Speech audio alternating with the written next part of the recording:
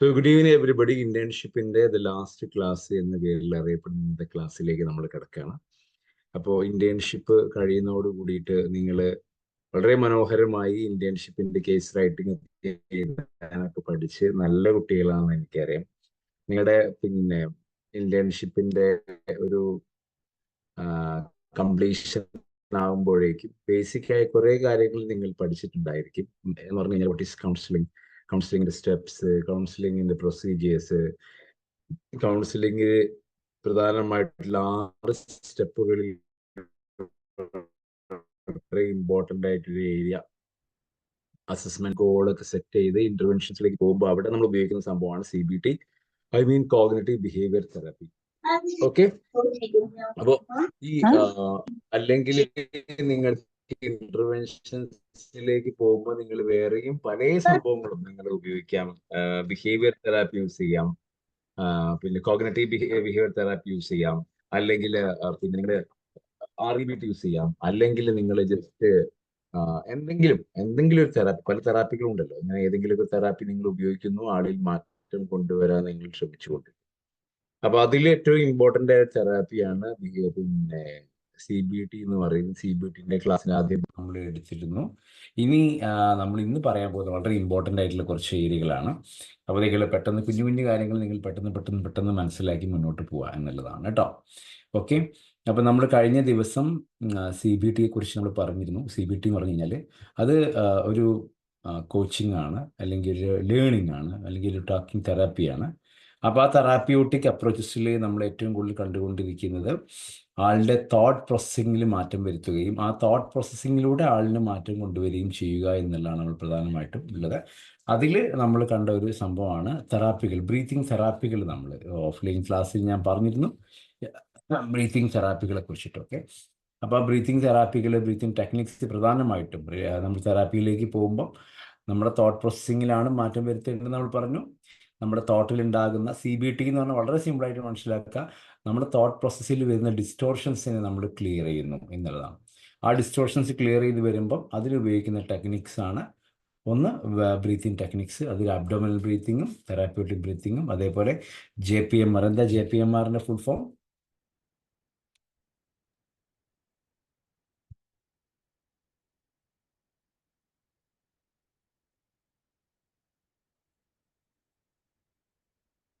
Jacobin muscular progressive relaxation അല്ലേ? Okay, അപ്പോൾ നമ്മൾ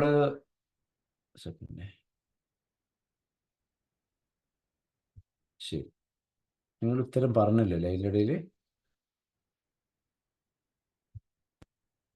പറഞ്ഞോ? എനിക്ക് ശബ്ദം കേട്ടില്ല, എൻ്റെ ഓഡിയോൻ്റെ പ്രശ്നമാണോ അറിയില്ല.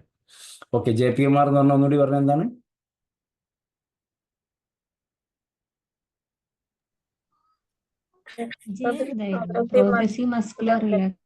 Okay, Jacobson muscular progressive relaxation therapy. JPMR നമ്മൾ ആങ്സൈറ്റിയൊക്കെ യൂസ് ചെയ്യുന്ന സംഭവങ്ങളൊക്കെയാണ്, നിങ്ങൾക്കറിയാം. അപ്പോൾ ഇനി നമ്മൾ അങ്ങനെ ഓരോ സ്പെസിഫിക് കേസുകളിലേക്ക് പോവാണ്. ഓരോ കേസുകൾ എടുക്കുന്ന സമയം നമുക്ക് എങ്ങനെ കണക്കാക്കാം. അപ്പോൾ കേസുകൾ എടുക്കുന്നതിന് മുമ്പ് നമ്മൾ ഈ എക്സ്പോഷർ തെറാപ്പി എന്ന് പറയുന്ന ഒരു തെറാപ്പിയെ കുറിച്ച് നമുക്ക് ജസ്റ്റ് മനസ്സിലാക്കി. എന്താണ് എക്സ്പോഷർ തെറാപ്പി? നമുക്ക് ഇപ്പോൾ ഒരു ആങ്സൈറ്റി ഉണ്ട്, അല്ലെങ്കിൽ ഒരു ഫിയർ ഒക്കെ ഉണ്ട്, അല്ലെങ്കിൽ ഒരു ഫോബിയ ഉണ്ട്. അപ്പോൾ നമുക്ക് കൊടുക്കുന്ന ഒരു തെറാപ്പിയാണ് എക്സ്പോഷർ തെറാപ്പി. എക്സ്പോഷർ തെറാപ്പിയിൽ 2 പ്രധാനപ്പെട്ട കാര്യങ്ങളുണ്ട്. ഒന്ന് സിസ്റ്റമാറ്റിക് ഡീസെൻസിറ്റൈസേഷനും, 2 ഫ്ലഡിങ്ങും. ഞാൻ ഈ പറയുന്ന കാര്യങ്ങൾ എന്തെങ്കിലും സംശയം ഉണ്ടെങ്കിൽ നിങ്ങൾ ചോദിക്കണം. അപ്പോൾ ഒരു കേസ് വരുന്നു, ആ കേസിന് നമ്മൾ സിസ്റ്റമാറ്റിക് ഡീസെൻസിറ്റൈസേഷൻ എങ്ങനെ കൊടുക്കാം, എപ്പോൾ കൊടുക്കാം?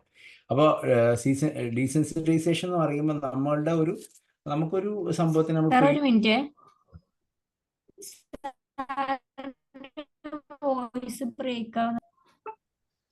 നിന്റെ നാട്ടിൽ നെറ്റ് ഇല്ല, അതാണ് നീ പറയുന്നത്. വോയിസ് ക്ലിയർ ആണ് സാറിന്റെ. അപ്പോൾ എക്സ്പോഷർ തെറാപ്പി എന്ന് പറയുമ്പോൾ നിങ്ങൾ ഓർമ്മിക്കേണ്ടത്, ഒരു ക്ലയൻറ്റ് വരുന്നു, ആ ക്ലയൻറ്റിന് 2 തരത്തിലുള്ള എക്സ്പോഷർ കൊടുക്കാം. ഒന്നുകിൽ ഒരു പേടിയുമായി വരുന്ന ക്ലയൻ്റ് ആണെന്നെങ്കിൽ ഒന്നുകിൽ ഡയറക്റ്റ് ആ പേടിയുടെ മുമ്പിലേക്ക് ഇട്ട് കൊടുക്കാം. ഇപ്പോൾ ഒരു മുയലിനെ തൊടാൻ പേടിയാണെങ്കിൽ മുയലിൻ്റെ മുമ്പിലേക്ക് മുയലിനെ പിടിപ്പിക്കുന്നു, ആ പേടി അങ്ങ് തീർക്കുന്നു. അതിനാണ് നമ്മൾ ഇതിൽ എക്സ്പോഷർ തെറാപ്പിയിൽ തന്നെ നമ്മൾ പറയുന്ന വേറെ തെറാപ്പിയാണ് പിന്നെ ഫ്ലഡ് നമ്മൾ വെള്ളപ്പൊക്കം എന്നൊക്കെ പറഞ്ഞ പോലെ ഫ്ലഡിങ്, സ്പെല്ലിംഗ് ഒക്കെ സെയിം തന്നെയാണ്, ഫ്ലഡിങ് തെറാപ്പി. അല്ലെങ്കിൽ സിസ്റ്റമാറ്റിക് ഡീസെൻസിറ്റൈസേഷൻ. ഈ ഡീസെൻസിറ്റൈസേഷൻ ചെയ്യുമ്പോൾ നമ്മളിങ്ങനെ ഒരുപാട് ഹയറാർക്കി ആയിട്ടാണ് ഈ ഒരു ഇഷ്യൂസിന് നമ്മൾ കാണുക. കുഞ്ഞു ലെവൽ മുതൽ ഹയർ ലെവൽ വരെയുള്ള ഹയറാർക്കി കൊണ്ടുപോയിട്ട് ടെൻഷൻ മാറ്റാൻ. അങ്ങനെ ചെയ്യുമ്പോഴും ആദ്യം നമ്മൾ ചെയ്യേണ്ടത് റിലാക്സേഷൻ തെറാപ്പി കൊടുക്കുകയാണ്. Then anxiety, development of anxiety create ചെയ്യണം. ഓരോ ബേസിക് മുതൽ അഡ്വാൻസ് വരെയുള്ള ഓരോ ആങ്സൈറ്റി ക്രിയേറ്റ് ചെയ്യണം. ഇതിന് ശേഷമാണ് ഡീസെൻസിറ്റൈസേഷൻ വരുന്നത്. അപ്പോൾ ഓരോ സ്റ്റേജിലോട്ട് നമ്മൾ അയാളെങ്ങനെ കൊണ്ടുപോകുമ്പോഴും ഇടയ്ക്കിടയ്ക്ക് അയാളുടെ ആങ്സൈറ്റി കൂടുന്നുണ്ടോ, അയാൾ റിലാക്സ്ഡ് ആണോ നമ്മൾ ചെക്ക് ചെയ്തുകൊണ്ടിരിക്കണം. അപ്പം നമ്മൾ റിയൽ സിറ്റുവേഷൻസിലേക്ക് മെല്ലെ മെല്ലെ കൊണ്ടുപോകും, അല്ലെങ്കിൽ കണ്ണടച്ചുകൊണ്ട് നമുക്ക് എന്ത് ഇമാജിനേഷൻസിലൂടെയും കൊണ്ടുപോകാം. രണ്ട് തരത്തിൽ കൊണ്ടുപോകും. ഏത് ചെയ്യുകയാണെങ്കിലും ആദ്യം ആൾ റിലാക്സ്ഡ് ആയിരിക്കണം, എന്നിട്ട് ഓരോ ഡെവലപ്മെൻറ്റ് ആങ്സൈറ്റിയിലൂടെ കൊണ്ടുപോവുകയും വേണം. ഓക്കെ, ഇനി അപ്പോൾ നമുക്ക് ഇതിൽ പറയുന്ന ഒരു ഏരിയ നോക്ക്. അപ്പോൾ CBT ടെക്നിക്കിലേക്ക് ഇപ്പം നമുക്ക് ഒരാൾക്ക് ഫോബിയ ഉണ്ട് എന്ന് വിചാരിക്കുക. അതാണ് നമ്മൾ ഇതുവരെ പറഞ്ഞുകൊണ്ടിരുന്നത്. ഫോബിയ എന്ന് പറഞ്ഞു കഴിഞ്ഞാൽ എന്താണ്, എങ്ങനെയാണ് ഫോബിയയുടെ ഒരു കാര്യങ്ങൾ എന്നൊക്കെ പറഞ്ഞുകൊണ്ടിരുന്നതാണ്. എന്താണ് when A scat of others, scared ബാക്കിയുള്ള സംഭവങ്ങളിലെ സ്കേൽഡ് ചെയ്യാന്ന് പറഞ്ഞു കഴിഞ്ഞാൽ എന്താണ് അർത്ഥം? നമ്മൾ നേരത്തെ പറഞ്ഞ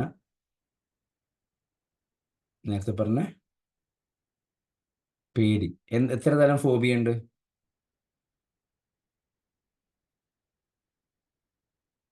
ഹലോ,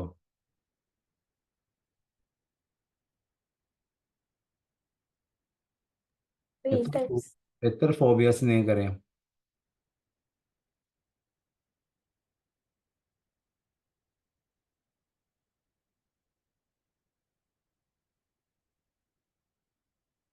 പറയൂ.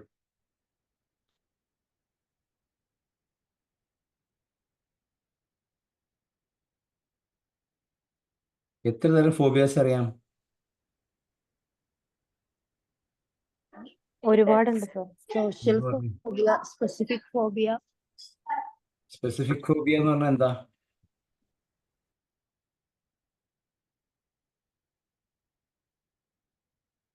അപ്പോ സ്പെസിഫിക് ഫോബിയ നിങ്ങൾ പറയുള്ളൂ. ഇരുട്ടിന് പേടി നെക്ട്രോഫോബിയ, വെള്ളത്തിന് പേടി ഹൈഡ്രോഫോബിയ, ഹൈറ്റിന് പേടി അക്രോഫോബിയ, അങ്ങനെ ഓരോ ഫോബിയാസ് ഇല്ലേ, അഗോരോഫോബിയ, അങ്ങനെ കുറേ സംഭവങ്ങളില്ലേ.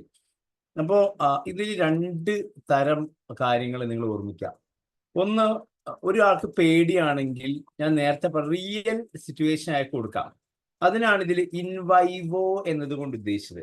ഇൻവൈവോ, ഓക്കെ, കാണുന്നുണ്ട് ഇൻവൈവോ എന്ന് കൊടുത്ത്. അപ്പൊ നിങ്ങളുടെ അടുത്ത് ഒരു പേഷ്യന്റ് വരികയാണ്. ആ പേഷ്യന്റ് വരികയാണെങ്കിൽ ആ പേഷ്യന്റിന് പേടിയാണെന്നുണ്ടെങ്കിൽ 3 മേഖലയിലാണ് പേടി വരിക. ഒന്ന്, കോഗ്നിറ്റീവ് ലെവലിൽ പേടി വരും, കാരണം ആ ഒരു ചിന്തകൾ ഉണ്ടായിരിക്കും. 2, ബിഹേവിയർ, ആ ചിന്ത വരുമ്പോൾ തന്നെ അയാളുടെ പ്രതികരണ രീതിയിൽ വ്യത്യാസം വരും. ആ പ്രതികരണ രീതിയിൽ വ്യത്യാസം ഫിസിയോളജിക്കൽ ചേഞ്ചസുമായി വരാം. വയറ് കാളിച്ച് വരാം, പിന്നെന്താ പറയാ, ഒരു ബട്ടർഫ്ലൈ വയറിലോടി കിടക്കാം. പേടിയാണ്. ആ സമയത്താണ് ബിഹേവിയർ എന്തായിരിക്കും, ആ ഭാഗത്തേക്ക് പോവില്ല, മാറി നിൽക്കും, പേടിയായിരിക്കും ബിഹേവിയർ ആക്ഷൻസ്. അപ്പൊ നമ്മൾ ചെയ്യുന്നത് അയാളെ കോഗ്നിറ്റീവ് റീസ്ട്രക്ചറിങ് നമ്മൾ ചെയ്യും. എങ്ങനെ റീസ്ട്രക്ചറിങ് ചെയ്യുക? അയാളുടെ ഉള്ളിലുള്ള ഈ തോട്ട് അതിന്റെ കറക്റ്റ് റാഷണലാണോ അല്ലേ എന്നുള്ള അയാളെ ബോധ്യപ്പെടുത്തും. എന്നിട്ട് നേരെ കൊണ്ടുപോകും. ഏതിലേക്ക് കൊണ്ടുപോകും? എക്സ്പോഷർ തെറാപ്പിയിലേക്ക് കൊണ്ടുപോകും. അപ്പോൾ ഇപ്പൊ ഒരു മുയലിനെ പിടിക്കാനാണെങ്കിൽ ഇൻവൈവോ എന്ന് പറഞ്ഞു കഴിഞ്ഞാൽ അയാൾക്ക് റിയൽ സിറ്റുവേഷൻ കൊടുക്കാം. ആ റിയൽ സിറ്റുവേഷൻ കൊടുത്തിട്ട് അയാളെ ആ ഒരു പേടി മാറ്റുന്ന രീതിക്കാണ് നമ്മൾ എന്താ പറയാ,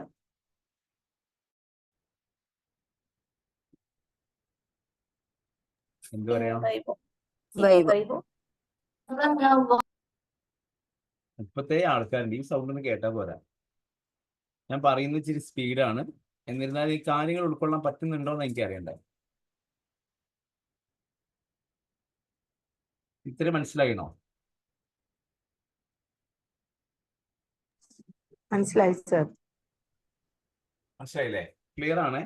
അപ്പൊ ഇനി ഒരു ഫോബിയ ആയിട്ട് ഒരാൾ വന്നു കഴിഞ്ഞാൽ, ചെറിയ കുട്ടിനെ കൊണ്ടുവരുന്ന കുട്ടിക്ക് പേടിയാണ്, സ്കൂളിൽ പോകാൻ പേടിയാണ്, ടീച്ചറിന് പേടിയാണ്, അല്ലെങ്കിൽ പിന്നെ ചെറിയ മുയലിൻകുട്ടിനെ പേടിയാണ്, അങ്ങനെ പേടിയാണെന്ന് പറഞ്ഞു കഴിഞ്ഞാൽ നിങ്ങൾ ചെയ്യേണ്ട കാര്യങ്ങളാണ് ഞാൻ പറഞ്ഞത്.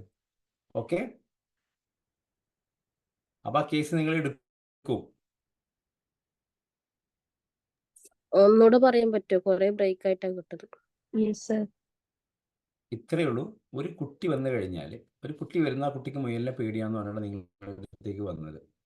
അപ്പോൾ നിങ്ങൾക്ക് സംഭവം ഒന്നാം സ്റ്റെപ്പിലേക്ക് നിങ്ങൾ കാര്യങ്ങൾ മനസ്സിലാക്കുന്നത് 3 മേഖലയിലാണ് കുട്ടീനെ ബാധിക്കുന്നത്. Number 1 cognitive, number 2 behaviour, number 3 physiological. ഈ 3 മേഖല എന്തെല്ലാം കാര്യങ്ങളാണ് ആ കുട്ടിക്ക് വരുന്നതെന്ന് കുട്ടിക്ക് നമ്മൾ ചോദിച്ചറിയണം.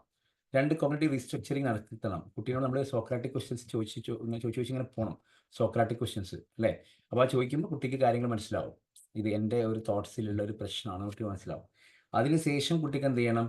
എക്സ്പോഷർ തെറാപ്പി പ്രൊവൈഡ് ചെയ്യണം. എക്സ്പോഷർ തെറാപ്പി എന്ന് പറയുമ്പോൾ സിസ്റ്റമാറ്റിക് ഡീസെൻസിറ്റൈസേഷൻ ആവാം, ഫ്ലഡിങ് ആവാം.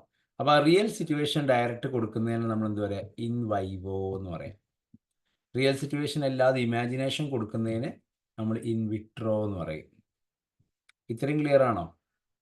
അപ്പോൾ ആ കുട്ടിക്ക് നമ്മൾ എക്സ്പോഷർ തെറാപ്പി കറക്റ്റായിട്ട് കൊടുത്ത്, എക്സ്പോഷർ തെറാപ്പി കൊടുക്കുന്നതിന് മുമ്പ് ആ ഒരു പേടിയുള്ള സംഭവത്തിന് 10 ഹയറാർക്കിയെങ്കിലും ഉണ്ടാക്കി ഓരോ ഹയറാർക്കി പരീക്ഷിക്കുമ്പോഴും ആ കുട്ടിക്ക് സൈക്കോളജിക്കൽ സപ്പോർട്ട് കൊടുത്ത് റിലാക്സേഷൻ കൊടുത്ത് ആ കുട്ടിയെ കൂടെ നിർത്തിയാൽ മാത്രമേ കുട്ടി കംപ്ലീറ്റ്ലി മാറുള്ളൂ.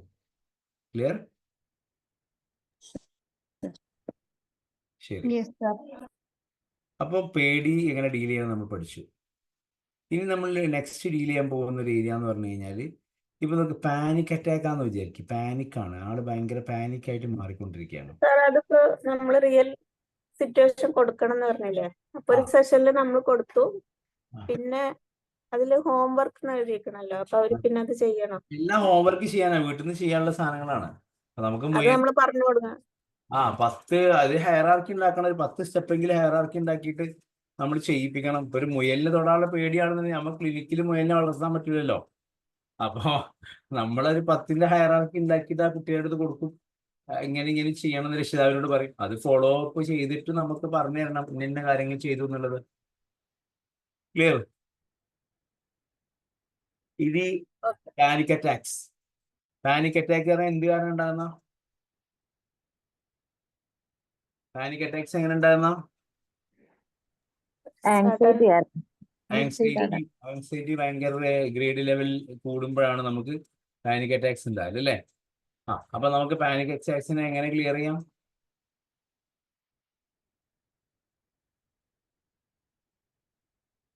ഇതിലിപ്പോ ഷഫ്നി മാത്രമേ ഉള്ളൂ, ബാക്കി എല്ലാരും ഓക്കെ പറ.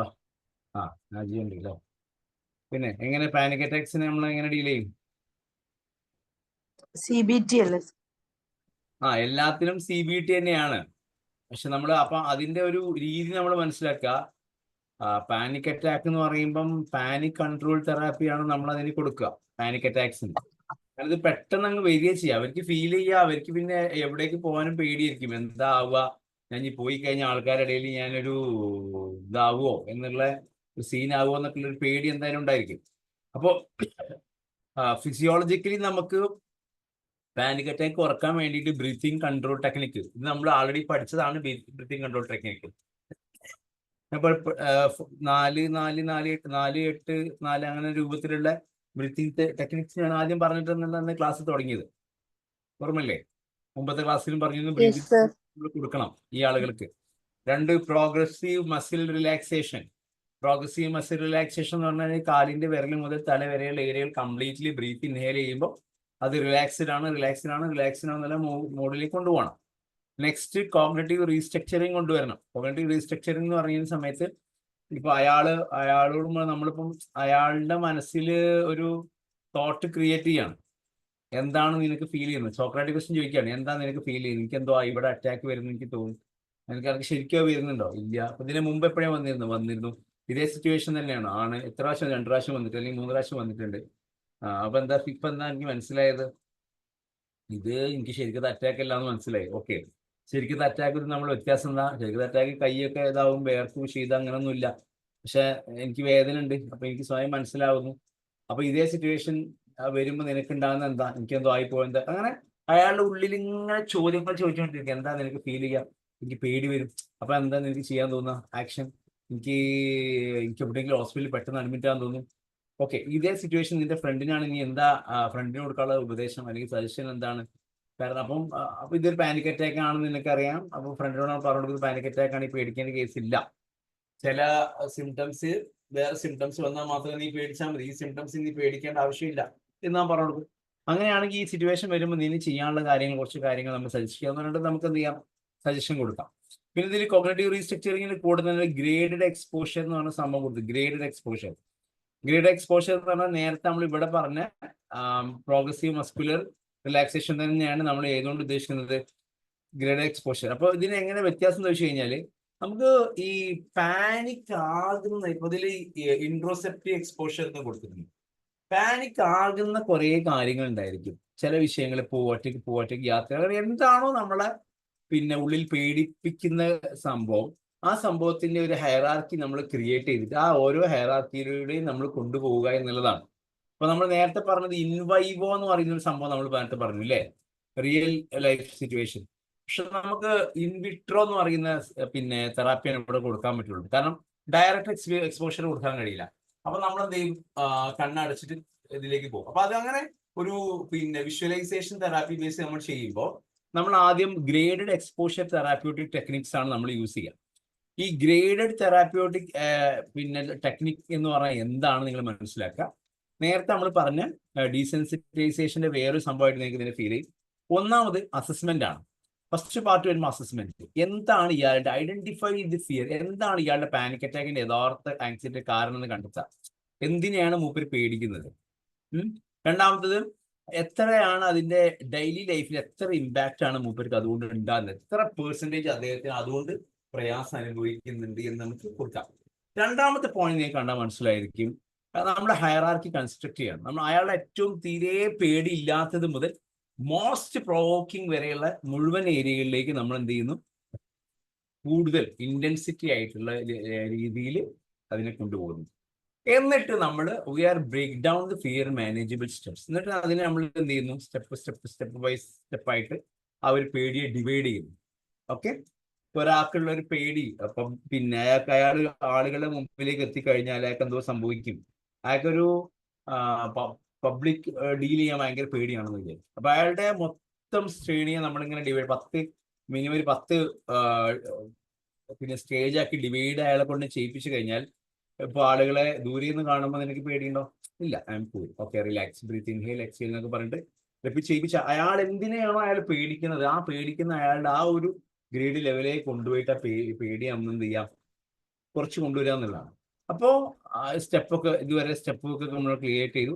ഞാൻ എസ്റ്റാബ്ലിഷ് ബേസ് ലൈൻ ആങ്സൈറ്റി. നേരത്തെ ഇവിടെ പറഞ്ഞ പോലെ തന്നെ ഏറ്റവും അയാൾക്ക് ആങ്സൈറ്റി, പേടി കുറഞ്ഞ് പാനിക് ആവില്ല എന്ന് ഉറപ്പുള്ള ഒരു സിറ്റുവേഷൻ മുതൽ എന്നിട്ടിങ്ങനെ ട്രാക്ക് പ്രോഗ്രസ് എന്ന് പറഞ്ഞ സംഭവമുണ്ട്. എന്ന് പറഞ്ഞു കഴിഞ്ഞാൽ ഈ ഇവിടെ 4ാമത്തെ പോയിന്റ് ആണ് മനസ്സിലാക്കുക. നമ്മൾ ലോ ലെവലിൽ നിന്ന് സ്റ്റാർട്ട് ചെയ്യുന്നു, എന്നിട്ട് ഹയർ ലെവലിലേക്ക് ഇങ്ങനെ പോവാണ്.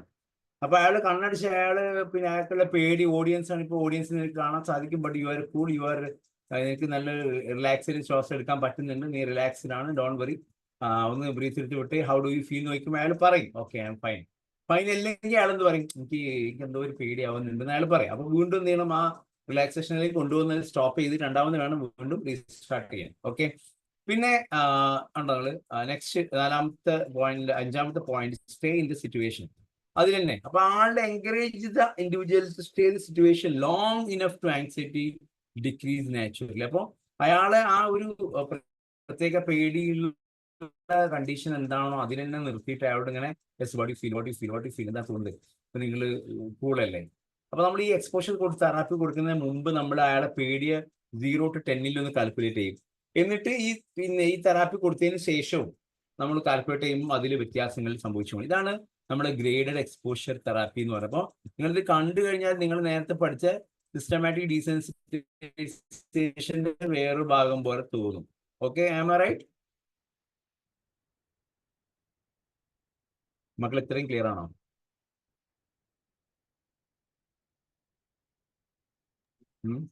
ഇനിയും നിങ്ങൾ ക്ലിയർ ആവണമെന്നുണ്ടെങ്കിൽ നമ്മൾ CBT മാത്രമുള്ള വർക്ക്ഷോപ്പിൽ നിങ്ങൾ അറ്റൻഡ് ചെയ്യേണ്ടി വരും. അപ്പൊ ഞാൻ പറഞ്ഞത് എന്താണെന്ന് വെച്ച് കഴിഞ്ഞാല് ഇത്രയും ക്ലിയർ ആണോ? കാരണം CBT മാത്രമുള്ള വർക്ക്ഷോപ്പ് ആകുമ്പോൾ ഓരോരുത്തരെ കൊണ്ടും ഈ ഒരു സംഭവം ചെയ്യിപ്പിച്ച് പറയിപ്പിച്ച് ഇങ്ങനെ പോകും. നമുക്ക് സാറേ അത്രയും ഒരു ഡൗട്ട് ഉണ്ട്. ആ ആ, ഇവര് വന്നു കഴിഞ്ഞിട്ട് ഇങ്ങനെ ഒരു പ്രശ്നം ഉണ്ടെന്ന് പറയുമ്പോ ഒരു ടൈപ്പ് ക്വസ്റ്റ്യൻ ചോദിക്കണം എന്ന് സാറ് പറഞ്ഞിരുന്നല്ലോ, അതിന്റെ പേരെന്താ? അവരോട് എന്തൊക്കെയാണ് Socratic ആ ഗ്രൂപ്പിൽ ഷെയർ ചെയ്തിട്ടുണ്ടായിരുന്നു. അതെ ഗ്രൂപ്പിൽ അത് ആ അതിന് ഒന്ന് രണ്ട് എക്സാമ്പിൾസ് പറയാമോ സാർ? ഇപ്പൊ അല്ല നല്ല ഗ്രൂപ്പിൽ നോക്കിയാൽ മതി. ഞാൻ കഴിഞ്ഞതില്ലേ ഗ്രൂപ്പിൽ ഡീറ്റെയിൽഡ് ആയിട്ട് അതിന്റെ ഓരോ ചോദ്യങ്ങളും ഇട്ടിട്ടുണ്ട്. അപ്പൊ ജസ്റ്റ് വർക്ക്ഔട്ട് ചെയ്തിട്ട് നമുക്ക് അതിൽ ഡിസ്കസ് ചെയ്യാം. അത് നന്നാവുക. അല്ലെങ്കിൽ ആ സോക്രാറ്റിക് മാത്രമായിട്ട് ഇന്നത്തെ ക്ലാസ് അതിൽ ഡീലിമിറ്റ് ചെയ്തു പോകും. അപ്പൊ അത് നോക്കി വർക്ക്ഔട്ട് ചെയ്തിട്ട് നിങ്ങൾ ഡൗട്ട് ചോദിക്കുമ്പോൾ ഇച്ചിരി കൂടി ഈസി ആയിരിക്കും. ഓക്കെ, ഞാനത് കണ്ടില്ല. Okay sir. ആ ഇത് നോക്കൂ. ബാക്കി ഞാൻ ഇവിടെ ഉണ്ടല്ലോ കേട്ടോ. ശരി, അപ്പൊ നോക്കി. അപ്പൊ നമ്മൾ ഗ്രേഡ് എക്സ്പോഷർ തെറാപ്പിയിലൂടെ നമ്മൾ അങ്ങനെ ആളുടെ പ്രശ്നങ്ങൾ തീർക്കും. ഇനി ഗ്രേഡഡ് എക്സ്പോഷർ എന്ന് പറയുന്ന തെറാപ്പിക്ക് നമുക്ക് ബാക്കിയുള്ള ഒരു 10 ഏരിയയിലേക്ക് നമുക്ക് ഒരു 6, 7, 8, 9, 10 സ്റ്റെപ്പ് വരെ എത്തിക്കാം. അപ്പൊ ആദ്യത്തെ 5 സ്റ്റെപ്പിൽ നമുക്കൊരു കാര്യം മനസ്സിലായി. ആ സിറ്റുവേഷൻസിലെ സ്റ്റേ ചെയ്യാൻ അയാളെ ആ പേടിയുള്ള സിറ്റുവേഷൻസിലേക്ക് അയാൾ എത്തിച്ചു, അയാളെ എൻകറേജ് ചെയ്തു. അത് കഴിഞ്ഞതിന് ശേഷം പിന്നെ നമുക്ക് അയാളോട് ചെയ്യിപ്പിക്കുന്നത് വെച്ച് കഴിഞ്ഞാൽ ഈ പ്രാക്ടീസ് ആൻഡ് റിപ്പീറ്റേഷൻ ആണ്. ഇപ്പം ഒരു ആങ്സൈറ്റി നിങ്ങൾ ഒരു പ്രാവശ്യം ചെയ്യുന്നതോടുകൂടി എല്ലാ കാര്യങ്ങളും ക്ലിയർ ആവില്ല. It will take time. അപ്പോൾ നമ്മൾ ആ സിറ്റുവേഷൻസിൽ കൂടെ റിപ്പീറ്റ് ചെയ്ത് കൊണ്ടുപോയി ഓരോ ഹയറാർക്കി കംപ്ലീറ്റ് ചെയ്യുമ്പോഴും അടുത്ത ഹയറാർക്കിയിലേക്ക് അയാൾ എങ്ങനെ എന്ത് ചെയ്യും? Now you are more confident, you can എന്ന് പറഞ്ഞിട്ട് കൊടുത്തുകൊണ്ടിരിക്കും.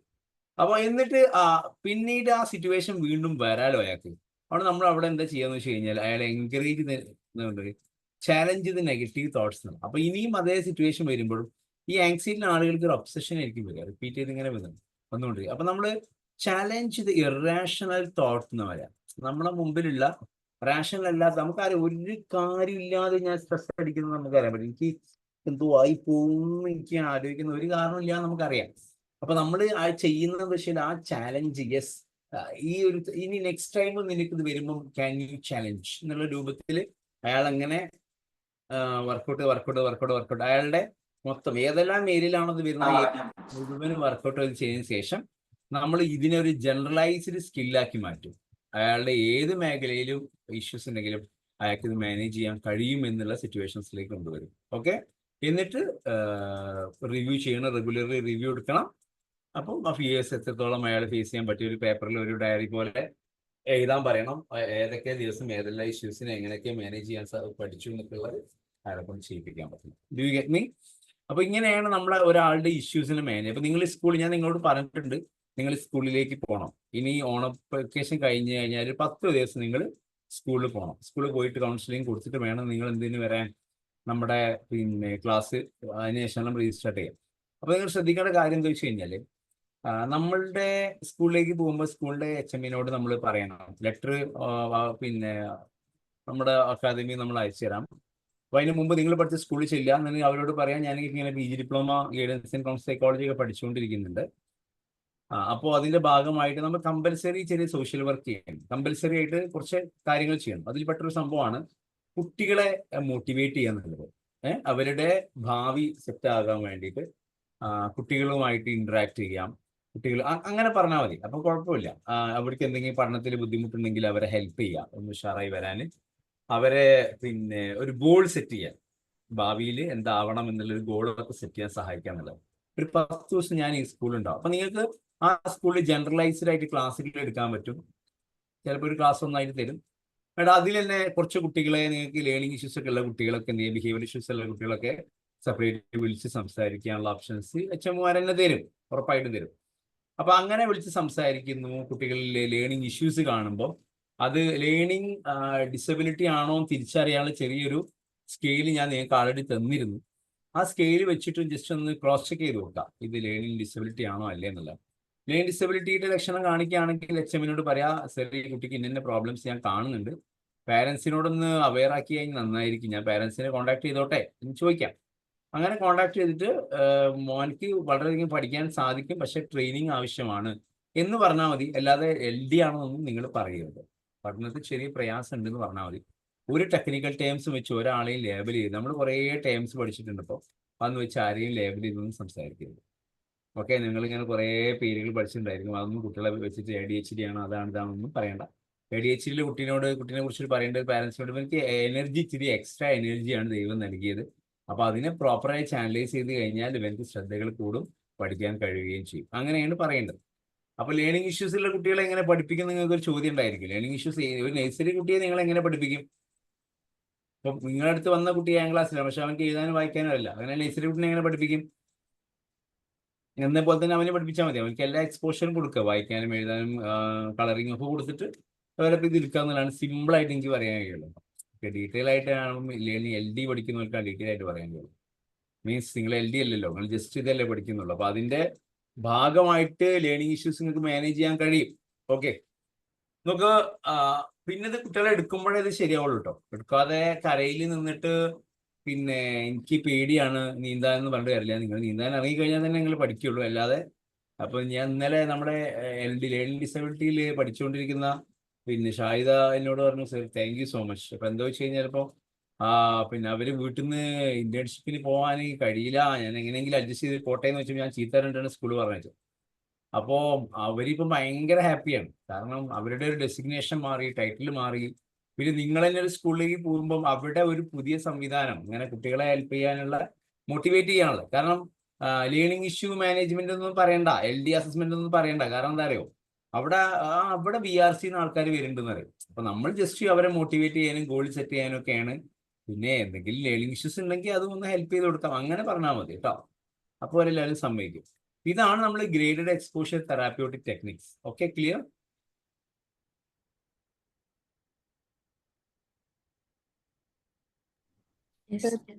യെസ്. അപ്പൊ നിങ്ങളൊരു കുട്ടി വന്നു കഴിഞ്ഞാൽ എന്ത് ചെയ്യണമെന്ന് ഇപ്പൊ നിങ്ങൾക്ക് അറിയാം.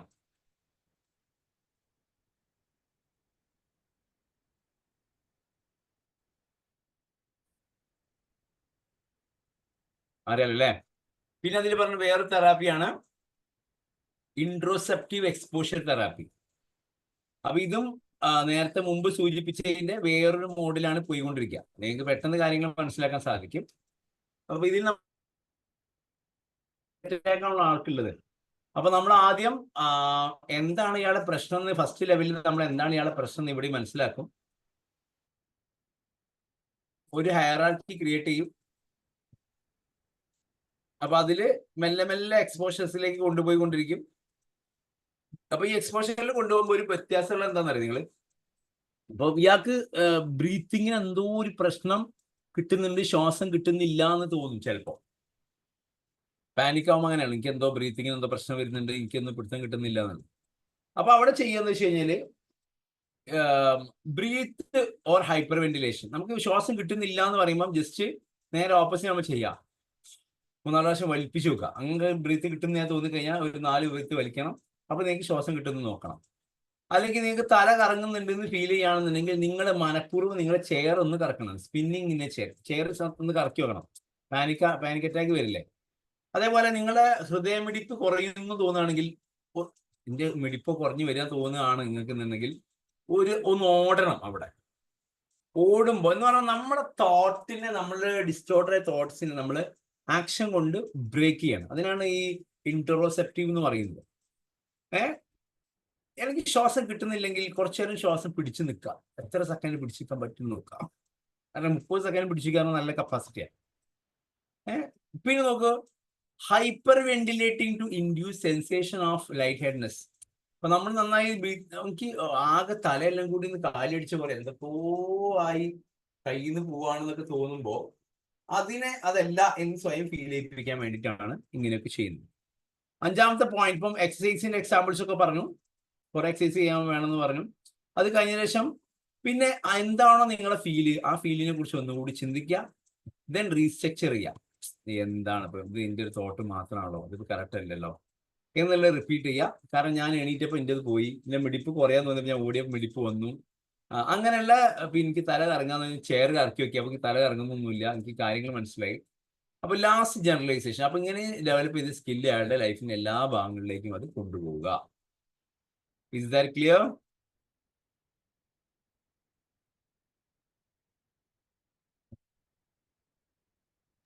Okay. Yes fine.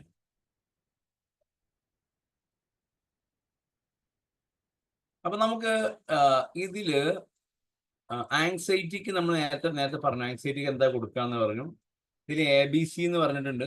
ABC പറഞ്ഞാൽ നമ്മളെ തോട്ടിനെ ആക്ടിവേറ്റ് ചെയ്യുന്നത് നമ്മുടെ ബിലീഫ് സിസ്റ്റമാണ്. നമ്മുടെ തോട്ടിനെ ആക്ടിവേറ്റ് ചെയ്യുന്നത് നമ്മുടെ ബിലീഫ് സിസ്റ്റമാണ്. Belief system. ഈ ബിലീഫ് സിസ്റ്റം ആണ് C for consequences. C for Consequence. എന്ന് പറഞ്ഞു കഴിഞ്ഞാൽ ആക്ടിവേറ്റിംഗ് ദി ഇവന്റ്. ഇപ്പൊ ഞാൻ നേരത്തെ പറഞ്ഞ പോലെ ഓഡിയൻസിന്റെ അടുത്തേക്ക് പ്രസംഗിക്കാൻ പോവുക എന്നുള്ളതാണ് എൻ്റെ ആക്ടിവേറ്റിംഗ് ഇവന്റ്. ബിലീഫ് സിസ്റ്റം പ്രകാരം ഞാൻ ഒരിക്കലും ചെയ്തില്ല, എനിക്ക് പേടിയാണ്, ഞാൻ ഒറ്റ കൊളാവും. ഈ രണ്ട് സാധനം വർക്കൗട്ട് ചെയ്യുമ്പോൾ C for consequences എന്ന് പറഞ്ഞാൽ അതിന് കാരണമായിട്ട് ആ തോന്നൽ വരുമ്പോഴേക്കും നമ്മുടെ കയ്യിൽ നിന്ന് കംപ്ലീറ്റ് പോകും. നേരെ മറിച്ച് ഇപ്പൊ നമുക്ക് ഒരു പബ്ലിക് സ്പീക്കിങ്ങിന്റെ വർക്ക്ഷോപ്പ് വെക്കുന്നുണ്ട് അടുത്ത സൺഡേ. അപ്പോൾ വർക്ക്ഷോപ്പിൽ നമ്മൾ ചെയ്യാൻ ഉദ്ദേശിക്കുന്ന കാര്യം എന്ന് പറഞ്ഞു കഴിഞ്ഞാൽ ഇപ്പൊ പബ്ലിക് സ്പീക്കിംഗ് എഫക്റ്റീവ് ആക്കുക എന്നുള്ളതാണ് നമ്മൾ അതുകൊണ്ട് ഉദ്ദേശിക്കുന്നത്. കാരണം നിങ്ങൾക്ക് എല്ലാവർക്കും അല്ലെങ്കിൽ നമുക്ക് എല്ലാവർക്കും എന്തൊക്കെയോ പറയാൻ അറിയാം, പക്ഷെ അത് എങ്ങനെ, എപ്പോ, അതിന് നമ്മൾ ആങ്സൈറ്റി കുറക്കാൻ എന്ത് ചെയ്യാം, അത് നമ്മൾ പഠിക്കണം. എന്നിട്ട് അതിന്റെ ഓരോ സ്റ്റേജും സ്റ്റെപ്പും നമ്മുടെ ബോഡി ലാംഗ്വേജ് നമ്മൾ പഠിക്കണം, ഓഡിയൻസിനെ കുറിച്ച് നമ്മൾ പഠിക്കണം. പിന്നെ പ്രസന്റേഷൻ ചെയ്യുന്ന സമയത്ത് നമ്മൾ ഇൻട്രോഡക്ടറി സ്പീച്ച് ആണെങ്കിൽ, വെൽക്കം സ്പീച്ച് ആണെങ്കിൽ, പ്രസിഡൻഷ്യൽ അഡ്രസ് ആണെങ്കിൽ, വോട്ട് ഓഫ് താങ്ക്സ് ആണെങ്കിൽ ഇതിന്റെ പാറ്റേൺ എന്താണ് എന്നുള്ള കറക്റ്റ് പഠിക്കണം. എത്ര മിനിറ്റ് ആണ് ഓരോ സംസാരിക്കുന്നത് പഠിക്കണം. ഇതിന്റെ ഒരു ഓഫ്ലൈൻ ക്ലാസ് നമുക്ക് അടുത്ത സൺഡേ വെക്കുന്നുണ്ട്. 25 പേരാണ് മാക്സിമം അതിൽ ഒരു സെഷൻ നമ്മൾ ഉൾപ്പെടുത്താൻ ആഗ്രഹിക്കുന്നത്. ഇപ്പൊ തന്നെ കുറെ ആളുകൾ അഡ്മിഷൻ എടുത്തു. അപ്പൊ അതിന് താല്പര്യമുള്ള ആളുകളുണ്ടെങ്കിൽ ഉടൻ തന്നെ ആ നമ്പറിലേക്ക് ഞാൻ ഇന്റേൺഷിപ്പിന്റെ ഗ്രൂപ്പിൽ ഡീറ്റെയിൽസ് തരാം. അതിലേക്ക് കോൺടാക്ട് ചെയ്തിട്ട് നിങ്ങളിപ്പോൾ ഇനി കൗൺസിലേഴ്സ് ആയി മാറുകയാണ് എന്ന് പറഞ്ഞാൽ, അല്ലെങ്കിൽ ആയി മാറി എന്ന് വേണമെങ്കിൽ പറയും. ഇന്റേൺഷിപ്പും കൂടി കഴിയുമ്പോൾ ഇച്ചിരി കൂടി ആയി. ഇനിയിപ്പോൾ നിങ്ങളെ മുമ്പിലേക്ക് വരുന്ന പിന്നെ PG ഡിപ്ലോമക്കാരെ സംബന്ധിച്ചിടത്തോളം നിങ്ങളെ മുമ്പിലേക്ക് ഇത് സെപ്റ്റംബർ അല്ലേ, ഒക്ടോബർ, നവംബർ 2 മാസമേ ഉള്ളൂ. ഈ 2 മാസം കഴിഞ്ഞാൽ ഡിസംബർ ആകുമ്പം എക്സാം ആയി. ഈ 2 മാസത്തിൽ നമ്മൾ കോമൺ ആയിട്ടുള്ള ഇന്റേൺഷിപ്പ് ആയതുകൊണ്ടാണ് ആഴ്ച ക്ലാസ്, അല്ലാഞ്ഞാൽ ഒരു മാസത്തെ ഒരു ക്ലാസ്സേ ഉണ്ടാവുള്ളൂ. അപ്പൊ ഈ 2 ക്ലാസ്സേ നിങ്ങളെ മുമ്പിൽ വരുള്ളൂ. അപ്പൊ നിങ്ങൾ 2 ക്ലാസ്സോട് കൂടി എന്താ അവസാനിക്കും, നമ്മുടെ കോഴ്സ് അവസാനിക്കും. You get me? അപ്പൊ നിങ്ങൾ ഇനി സ്കൂളിലേക്ക് പോകുമ്പോൾ, ഫോർ എക്സാമ്പിൾ പറയാം, നിങ്ങൾ ഈ ഒരു ക്ലാസ് അറ്റൻഡ് ചെയ്യണം, പബ്ലിക് സ്പീക്കിങ്ങിന്റെ ക്ലാസ് അറ്റൻഡ് ചെയ്യണം എന്ന് പറയാൻ കാരണം, നിങ്ങൾ ഇന്റേൺഷിപ്പിന് സ്കൂളിൽ പോകുമ്പോൾ അവിടെ എന്തെങ്കിലും പ്രോഗ്രാം ഉണ്ടെങ്കിൽ ഒരു 2 വാക്ക് സംസാരിക്കും എന്ന് പറഞ്ഞാൽ അതിന് സംസാരിക്കാൻ നമുക്ക് പറ്റണം. അവിടെ ഒരു ഫോട്ടോ അല്ലെങ്കിൽ ഒരു ആശംസ പറയാൻ പറഞ്ഞാൽ എത്ര മിനിറ്റ് പറയണം നമുക്കറിയണം. ഒരു അധ്യക്ഷ പ്രസംഗം നടത്താൻ പറഞ്ഞാൽ എത്ര മിനിറ്റ് പറയണമെന്ന് അറിയണം. അത് എങ്ങനെയെന്ന് അറിയണം, പാറ്റേൺ അറിയണം. അതുകൊണ്ട്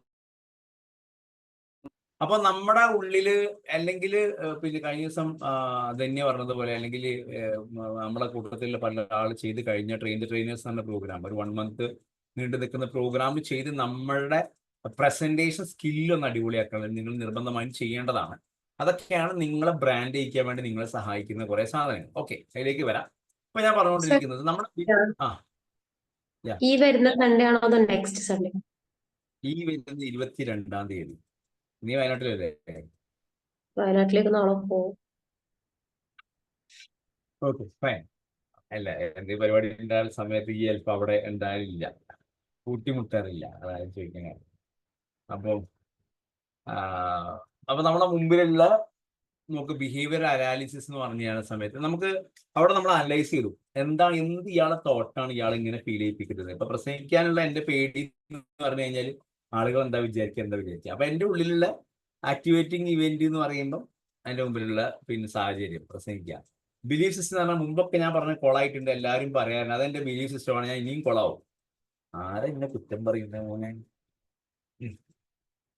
പിന്നെ ബിലീഫ് സിസ്റ്റം എന്ന് പറഞ്ഞു കഴിഞ്ഞാല് നിങ്ങളുടെ ഉള്ളിൽ എന്താണോ വിചാരിക്കുന്നത്. ഇപ്പം ഞാൻ പറഞ്ഞാൽ കൊളാകുമെന്ന് വിചാരിച്ചിട്ടാണ് നമ്മൾ ഇരിക്കുന്നതെന്നുണ്ടെങ്കിൽ ഓട്ടോമാറ്റിക്കലി നമ്മൾ അല്ലെങ്കിൽ എന്താ എല്ലാവരും വിചാരിക്കുക അങ്ങനെയാണ് നമ്മൾ ഈ പ്രസംഗത്തിൽ നിന്നും വരില്ല, മാറി നിൽക്കുള്ളൂ. കോൺസിക്വൻസസ് മീൻസ് നമ്മുടെ റിസൾട്ടിൽ മാറ്റം വരുള്ളൂ. നമ്മൾ വേദിയിൽ ഇരുന്ന് സംസാരിക്കുകയാണെങ്കിൽ ഇപ്പം നമ്മൾ ഡോക്ടർ തൊയ്യബ ഡോക്ടർ ഉണ്ട്, പിന്നെ ഭയങ്കര പേടിയായിരുന്നു സംസാരിക്കാൻ. ആൾ വളരെ മനോഹരമായി ക്ലാസ് സംസാരിക്കും. നമ്മുടെ സെക്കൻഡ് ബാച്ച് നമ്മുടെ നമ്മളെ ഷിബിലി, നമ്മുടെ ക്ലാസ്സിലെ ഷിബിലി കഴിഞ്ഞ ബാച്ച് കംപ്ലീറ്റ് അറ്റൻഡ് ചെയ്ത ആളാണ്. അപ്പോൾ നമുക്ക് ആ ഒരു പാറ്റേൺസിൽ ഇങ്ങനെ ഇങ്ങനെ ഇങ്ങനെ ആളുകൾ ഇപ്പത്തെ ട്രെയിനേഴ്സിൽ പിന്നെ നമ്മളെ നസീബ ഒക്കെ നന്നായി സംസാരിക്കാൻ പഠിച്ചു കഴിഞ്ഞു ആൾക്കാർ. അപ്പൊ ഞാൻ പറഞ്ഞു എന്താ വെച്ച് കഴിഞ്ഞാല് നമ്മളുടെ ബിഹേവിയർ അനാലിസിസ് എന്ന് പറയുന്നത് അപ്പൊ നമ്മൾ ഇഷ്യൂ കണ്ടെത്തി, ദെൻ സിസ്റ്റമാറ്റിക് ഡീസെൻസിറ്റൈസേഷൻ കൊടുക്കുന്ന ആൻസൈറ്റി ഹയറാർക്കി കൺസ്ട്രക്ട് ചെയ്യുന്നു. പിന്നെ SD proper. Okay, SD proper എന്ന് പറയുമ്പോൾ നിങ്ങൾ നേരത്തെ നമ്മൾ ഇത് ചെയ്യണം,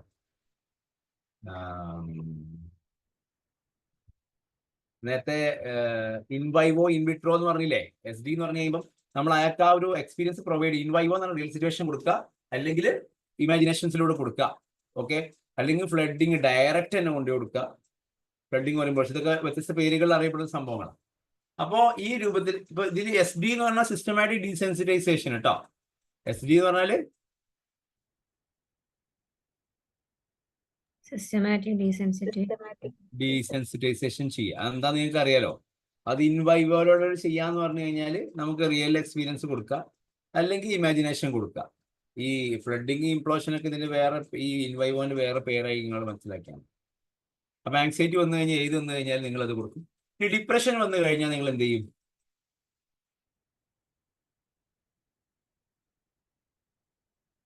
ഡിപ്രഷൻ എന്ത് കൊടുക്കും?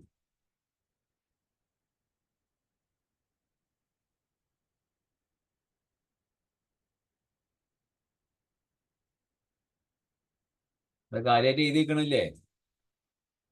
നിങ്ങൾക്കുള്ള മരുന്നാട്ടതൊക്കെ നിങ്ങൾക്ക് കൊടുക്കാനുള്ള മരുന്നുകളാ.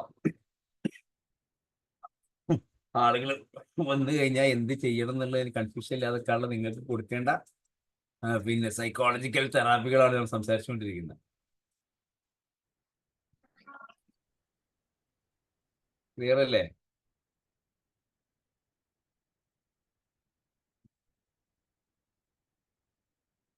മക്കളെ ക്ലിയർ ആണോ?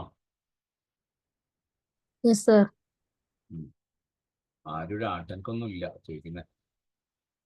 അപ്പൊ ഡിപ്രഷനെ കണ്ടു കഴിഞ്ഞാൽ നിങ്ങൾ ഈ ആങ്സൈറ്റി ആണെങ്കിൽ ഡിപ്രഷൻ ആണെങ്കിലൊക്കെ ആദ്യം നിങ്ങൾ അസസ്മെന്റ് നടത്തി ഇതിന്റെ ലെവല് നോക്കണേ കേട്ടോ. സിവിയർ ആണെങ്കിൽ വേഗം റെഫർ ചെയ്ത് വിടണം കേട്ടോ, പിടിച്ച് കെട്ടിയിടരുതേ. ഇപ്പൊ മൈൽഡ് ലെവലൊക്കെ ഉണ്ടെങ്കിലാണ് നമ്മൾ ഇടപെടുക. ആദ്യം വളരെ സിവിയർ ആണെങ്കിൽ വേഗം മെഡിസിനിൽ കൊണ്ടുപോയിട്ട് അതിന്റെ കൂടെയാണ് നമ്മൾ എന്ത് പ്രൊവൈഡ് ചെയ്യുള്ളൂ.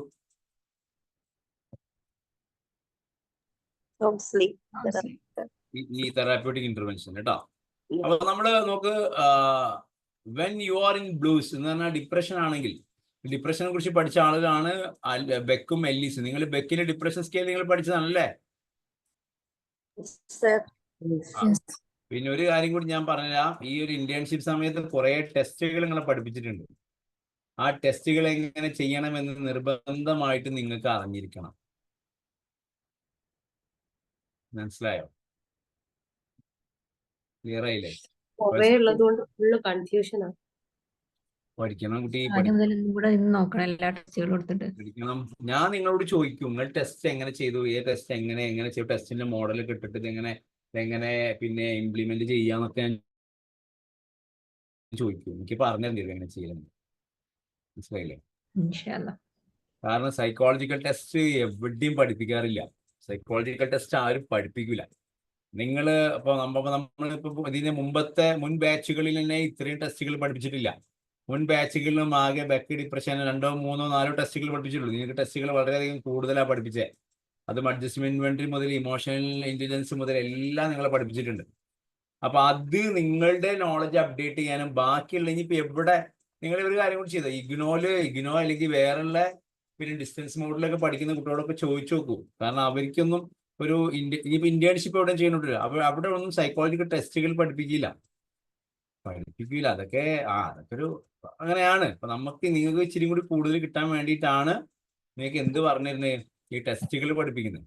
ആ ടെസ്റ്റുകളുടെ ഒക്കെ ഒരു കോപ്പി എടുത്ത് നിങ്ങൾ കയ്യിൽ വെക്കണം. എന്നല്ലെങ്കിൽ നാളെ നിങ്ങൾ സ്കൂളുകളിലേക്ക് പോകുമ്പോൾ ചില കുട്ടികൾ ബിഹേവിയർ ഇഷ്യൂസ് കാണിക്കുമ്പോൾ ഇമോഷണൽ സ്കെയിൽ വെച്ചിട്ടൊന്ന് ഇവാലുവേറ്റ് ചെയ്ത് നോക്കുക.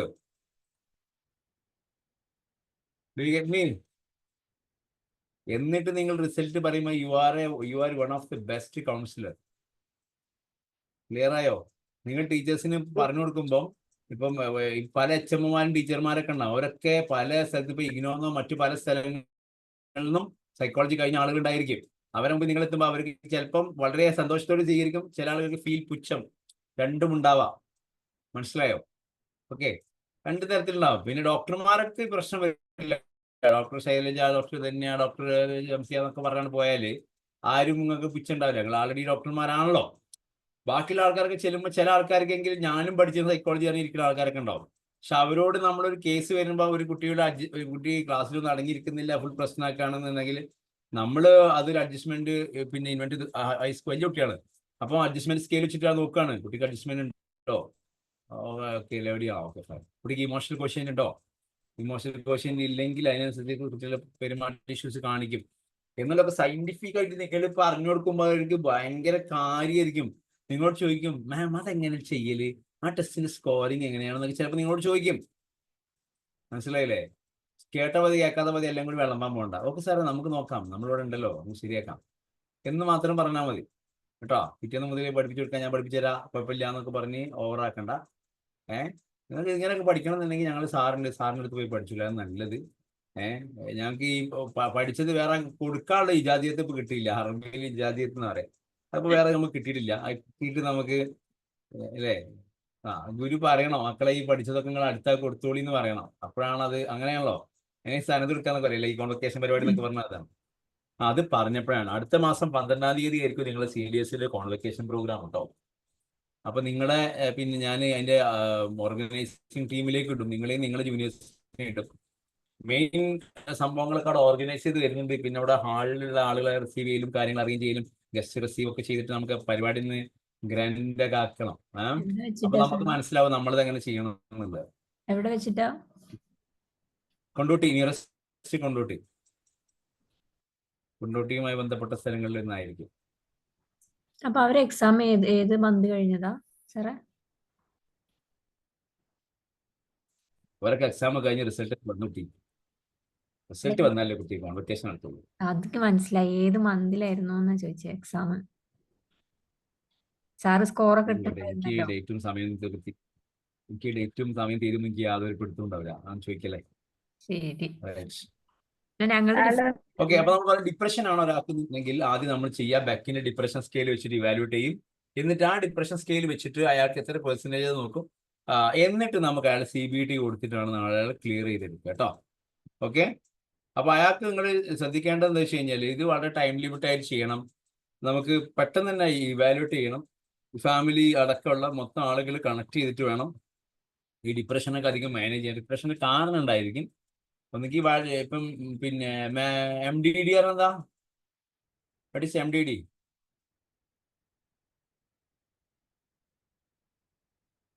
Major depressive disorder.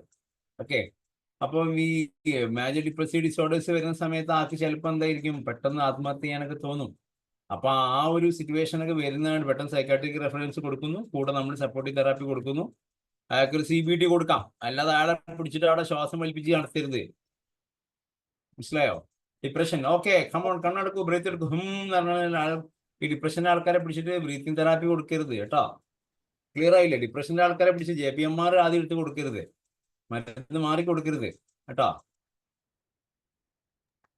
സാറേ ഒരു കാര്യം ചോദിക്കട്ടെ, നമ്മളിപ്പോ സൈക്കോളജി നമ്മൾ സൈക്കാട്രിയിലേക്ക് റെഫർ ചെയ്യില്ലേ? ആരെ കേൾക്കുന്നില്ലേ? ഹലോ, പിന്നെ ചോദിക്കാന്നാ പറ കേട്ടോ പറ. നമ്മൾ സൈക്കാട്രിയിലേക്ക് റെഫർ ചെയ്യൂലേ, അതുപോലെ സൈക്കാട്രിയിലുള്ള ഡോക്ടേഴ്സ് പിന്നെ കൗൺസിലിംഗിലേക്ക് റെഫർ ചെയ്യൂലേ? അതായത് ഇപ്പൊ മരുന്ന് കഴിക്കാൻ ആവശ്യമില്ല പറഞ്ഞിട്ട് അവര് റെഫർ ചെയ്യുമോ? കഴിക്കേണ്ട ഒരു അങ്ങനത്തെ ഒരു സിറ്റുവേഷൻ അല്ല, നമ്മൾ ആദ്യം പോയിട്ട് സൈക്കാട്രിയിലേക്കാണ് കൺസൾട്ടേഷന് പോകുന്നെന്നുണ്ടെങ്കിൽ ഒരാള് പിന്നെ ഒരു മരുന്ന് കഴിക്കേണ്ട ഒരു സിറ്റുവേഷൻ അല്ല എന്നുണ്ടെങ്കിൽ വേറെ രീതിയിലേക്ക് പിന്നെ റെഫർ ചെയ്ത് വിടുമോ? അതൊക്കെ ഓരോ ഡോക്ടർമാർക്ക് അനുസരിച്ചുണ്ടാവും. ഏതായാലും വന്നതല്ലേ, കെടുക്കട്ടെ ഒരു മരുന്ന്, അങ്ങനെ ഇതിന് ആൾക്കാരുണ്ട്. മരുന്ന് എഴുതിയിട്ട് നിങ്ങൾ ഇന്ന് അവിടെ പോയി കാണിച്ചോളി എന്ന് പറഞ്ഞിട്ട് നമ്മുടെ അടുത്തേക്ക് വിടുന്നതും ഉണ്ട്. ഇപ്പം നമ്മളെ ഹോസ്പിറ്റലിലൊക്കെ അധികം കേസ് നമുക്ക് വിടും, ഒരു മെഡിസിൻ എഴുതിയാലും നമുക്ക് വിടും. ഷാഫി സാറൊന്നും പോയി കണ്ടു, ഞങ്ങൾ എഴുതി കൊടുക്കും, സൈക്കോളജിസ്റ്റിന് എഴുതി കൊടുക്കും. നമ്മൾ കാണാൻ വരും അവർ. ഇപ്പം എൻ്റെ അടുത്ത് വന്ന കേസുകൾ ഞാൻ ഡോക്ടേഴ്സിന് റെഫർ ചെയ്തിട്ട് ഫോളോ അപ്സ് എടുക്കാറുണ്ട്. ഡോക്ടേഴ്സ് നമ്മളെ വിളിച്ച് പറയും, ഷഫി ഇങ്ങനെ കേസ് വന്നിരുന്നു, അയാൾ ഓക്കെയാണ്, ഇപ്പോൾ 15 ദിവസമായി മെഡിസിൻ എടുക്കുന്നു, ഓക്കെയാണെന്നൊക്കെ പറയും. അപ്പോൾ നെഗറ്റീവ് തിങ്കിങ്ങിന് നമ്മൾ എന്ത് ചെയ്യുന്നു? ഓക്കെ, ആ ഒരു നെഗറ്റീവ് തിങ്കിങ്ങിന് എന്താണ് ഡിപ്രഷൻ, എന്നെ ആർക്കും ഇഷ്ടമല്ല, എന്നെ ആർക്കും താല്പര്യമില്ല എന്നൊക്കെ തോന്നലുകളാണെങ്കിൽ നമുക്ക് അതാണോ ഡിപ്രഷനിലേക്ക് പോയത്? അങ്ങനെയാണെങ്കിൽ ആ ഒരു തോട്ടിനെ കോഗ്നിറ്റീവ് ട്രയാഡിനെ നമ്മൾ എന്ത് ചെയ്യും? മാറ്റിയിട്ട് പോസിറ്റീവ് ലെവലിലേക്ക് കൊണ്ടുവന്നു കഴിഞ്ഞാൽ ആ ഡിപ്രഷൻ്റെ ഏരിയകൾ മാറും. അപ്പോൾ ഡിപ്രഷൻ കാരണം പഴയകാല എക്സ്പീരിയൻസ് ആയിരിക്കാം, അല്ലെങ്കിൽ ഡിസ്ഫങ്ഷണൽ അസംഷൻസ് എന്ന് പറഞ്ഞാൽ തെറ്റായിട്ടുള്ള കുറേ ചിന്തകളായിരിക്കാം. ഓക്കെ, അല്ലെങ്കിൽ ക്രിട്ടിക്കലായിട്ട് എന്തെങ്കിലും ഇൻസിഡൻറ്റ്. ഇപ്പം നിങ്ങൾ ഇന്നലെ പീസ് വാലി പോയപ്പോൾ അവിടെ നിന്ന് 1-2 എക്സാമ്പിൾസ് പറഞ്ഞു അല്ലേ, അല്ലെങ്കിൽ എക്സ്പീരിയൻസ് പറഞ്ഞു. അപ്പോൾ അതിൽ ഡിപ്രഷൻ എന്ന് പറയുന്ന കണ്ടീഷൻ അനുഭവിക്കുന്ന ആൾക്കാർക്ക് വലിയ ഡിപ്രഷൻ അനുഭവിക്കുന്ന പല കണ്ടീഷൻസ് ഉണ്ടായിരിക്കാം. ഓക്കെ, അപ്പോൾ ആ ഒരു സിറ്റുവേഷൻസ്, ആ ലൈഫ് എക്സ്പീരിയൻസസ് എങ്ങനെയാണോ നമ്മളെ ബാധിക്കുന്നത് അതാണ്. അത് നെഗറ്റീവ് ആണെങ്കിൽ നമുക്ക് ജീവിക്കേണ്ടെന്ന് തന്നെ തോന്നും. പിന്നെ NAT എന്ന് പറഞ്ഞാൽ നെഗറ്റീവ് ഓട്ടോമാറ്റിക് തോട്ട്സ്. ഈ ഡിപ്രഷനിലുള്ള ആളുകൾക്ക് ഏറ്റവും കൂടുതൽ നെഗറ്റീവ് ഓട്ടോമാറ്റിക് തോട്ട്സ് ആയിരിക്കും ഉണ്ടാവുക. ഭയങ്കര നെഗറ്റീവ് ഓട്ടോമാറ്റിക് തോട്ട്സ്, ജീവിക്കാൻ താല്പര്യമില്ലാത്ത രൂപത്തിൽ നെഗറ്റീവ് ഓട്ടോമാറ്റിക് തോട്ട്സ് ഇങ്ങനെ വന്ന്. പിന്നെ അതുമായി ബന്ധപ്പെട്ട സിംറ്റംസ്, ഡിപ്രഷൻ്റെ സിംറ്റംസ് എന്തൊക്കെയാ? അത് പഠിച്ചു കഴിഞ്ഞ സാധനം എന്തൊക്കെയാ ഡിപ്രഷൻ്റെ സിംറ്റംസ്?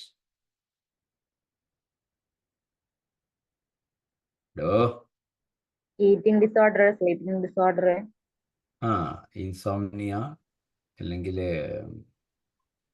ഹൈപ്പോസോംനിയ. പിന്നെ ഏറ്റവും വലുത് ഡിപ്രഷൻ്റെ ഏറ്റവും വലിയ സംഭവം എന്താ വെച്ച് കഴിഞ്ഞാൽ മരിക്കാൻ തോന്നുക, സൂയിസൈഡ് തോട്ട്സ്, കുറേ പ്രശ്നങ്ങൾ. അപ്പോൾ ഡിപ്രഷൻ നിങ്ങൾ ഇനി വന്നു കഴിഞ്ഞാൽ ഡിപ്രഷൻ നിങ്ങൾ ഡീൽ ചെയ്യും, ശരിയല്ലേ? ഓക്കെ, അപ്പോൾ സെഷൻ ചെയ്യുമ്പോൾ നിങ്ങൾ ശ്രദ്ധിക്കേണ്ട ഒരു കാര്യം കൂടി പറയാം. ഡിപ്രഷൻ്റെ കേസ് എടുത്തു, സെഷനൊക്കെ സ്റ്റാർട്ട് ചെയ്തു. അപ്പോൾ നമ്മൾ ആദ്യം മൂഡ് ചെക്ക് ചെയ്യും. എന്താ മൂഡ്? What is mood?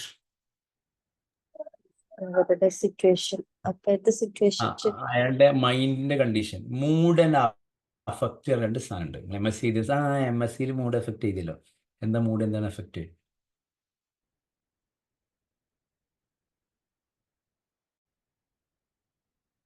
പൊന്നാറ് സുഹൃത്തുക്കളെ, PG-കാരൊക്കെ ശ്രദ്ധിക്കുക, നിങ്ങളെല്ലാ വൈവേലും ചോദിക്കൂ കേട്ടോ. എന്തൊക്കെയാണ് MScയിൽ ഏതൊക്കെയാണ് MScന്റെ സ്റ്റെപ്പുകൾ ഏതൊക്കെയാ? ആദ്യം MSc നമ്മൾ എന്താ എഴുതുക?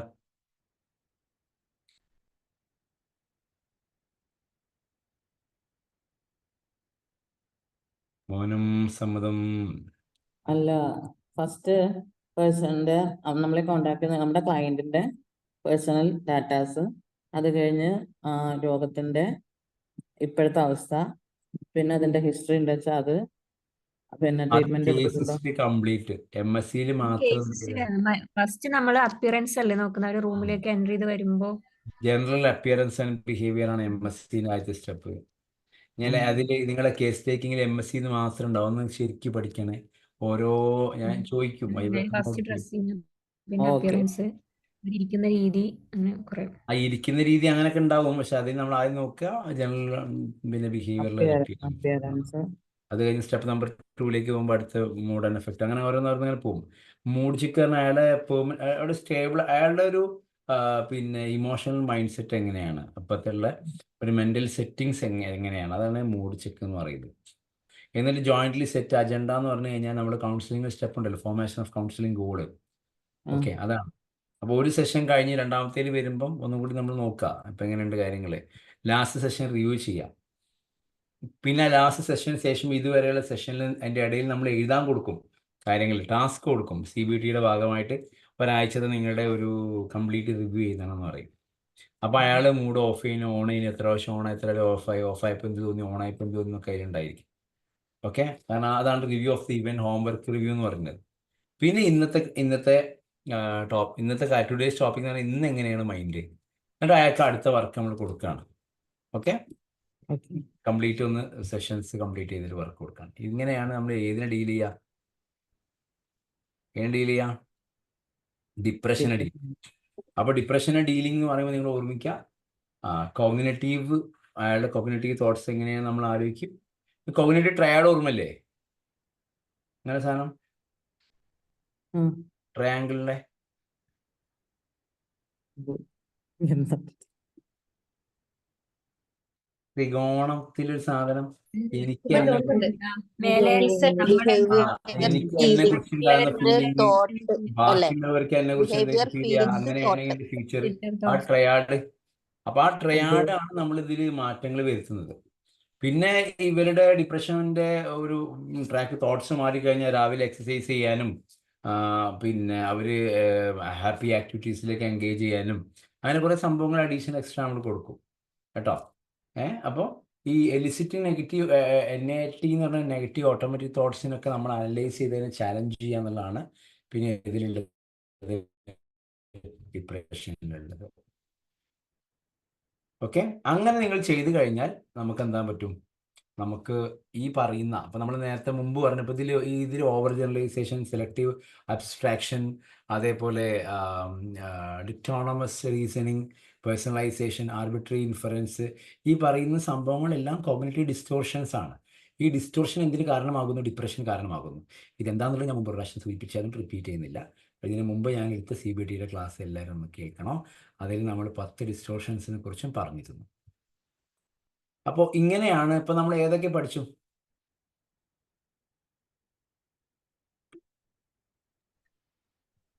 എന്തിനൊക്കെ Phobia നമ്മൾ dealing, പഠിച്ചു? phobia dealing, Anxiety. anxiety, depression, depression deal ചെയ്തു. പാനിക് ഡിസോർഡേഴ്സ്, പിന്നെ ഇപ്പൊ ഡിപ്രഷനും. അപ്പം ആങ്സൈറ്റി കിട്ടി, ഫോബിയ കിട്ടി. അപ്പൊ നിങ്ങൾക്ക് ഒരു PTSD വന്നത്, പോസ്റ്റ് ട്രോമാറ്റിക് സ്ട്രെസ് ഡിസോർഡർ വന്നത്. അപ്പൊ ഇനി ഇത് കൊടുക്കും.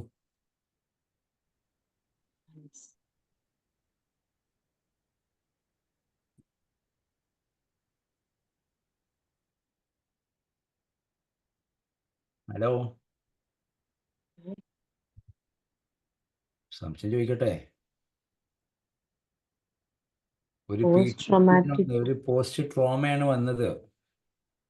anxiety, അത് അതിൽ പെട്ടതാ, ആങ്സൈറ്റിയിൽ പെട്ടതാണ് അല്ലേ? Depression. മാനേജ് ചെയ്യുന്ന ടെക്നിക്സ് anxiety, ആങ്സൈറ്റി മാത്രമാവോ സർ? എന്നാ പറയും വേറെന്താ മാവരി? ആങ്സൈറ്റി മാത്രമാവില്ല, അവർക്ക് ഡിപ്രഷൻ ഉണ്ടാവില്ലേ? ചിലപ്പോ എന്താണ് പോസ്റ്റ് ട്രോമാറ്റിക് സ്ട്രെസ് കൊണ്ട് ഉദ്ദേശിക്കുന്നത്?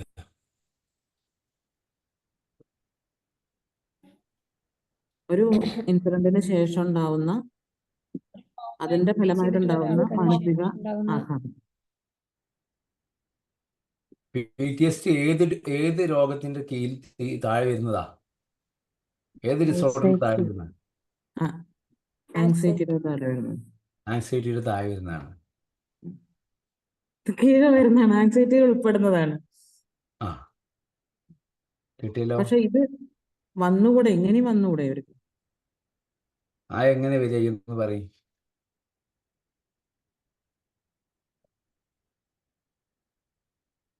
അവർക്ക് ചില സമയത്ത് ഈ പാനിക് പ്രശ്നം വരാം. പാനിക് ഏരിയ പെട്ടതാ. അല്ല, ഞാൻ എന്റെ സംശയമാണ് എന്റെ അങ്ങനെ ഉത്തരം വരാമോ എന്ന്. വരാമോ? എന്റെ ഉത്തരാണ്, ചിന്തിക്കേ. പാനിക് ഈ ഏരിയ പെട്ടതാ.